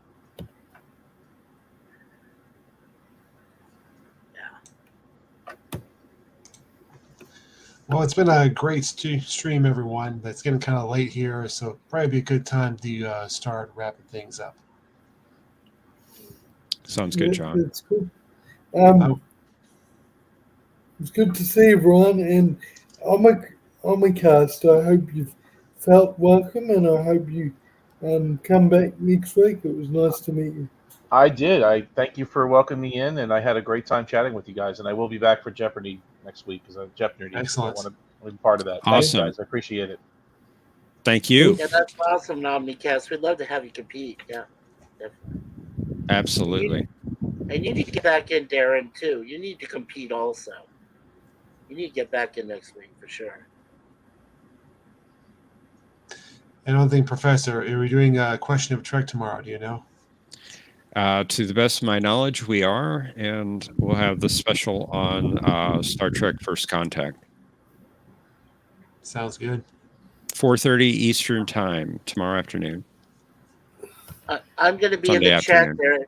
Yeah, I'm going to be in the chat there for you, Professor, giving the joke answers. Because I know okay. what some other people. I want to see how other people handled the Borg. I'll have joke answers for you tomorrow. All right, sorry, I gotta go. See you later. Thanks, Darren. Thanks, Darren. Mr. President. Darren just left when I was about to say something. But you guys can too. Would any of you guys mind hanging back just for a few minutes after the stream stops? Yeah, I can. Sure. Cool. Well, everyone, thank you again for joining us tonight, both for the games and for the chat. And we look forward to seeing you back next week for the next edition of Jeopardy. Thanks, everyone. We'll see you next week. Take care. Bye, everyone. Long and prosper. See you, everyone. Live long and prosper.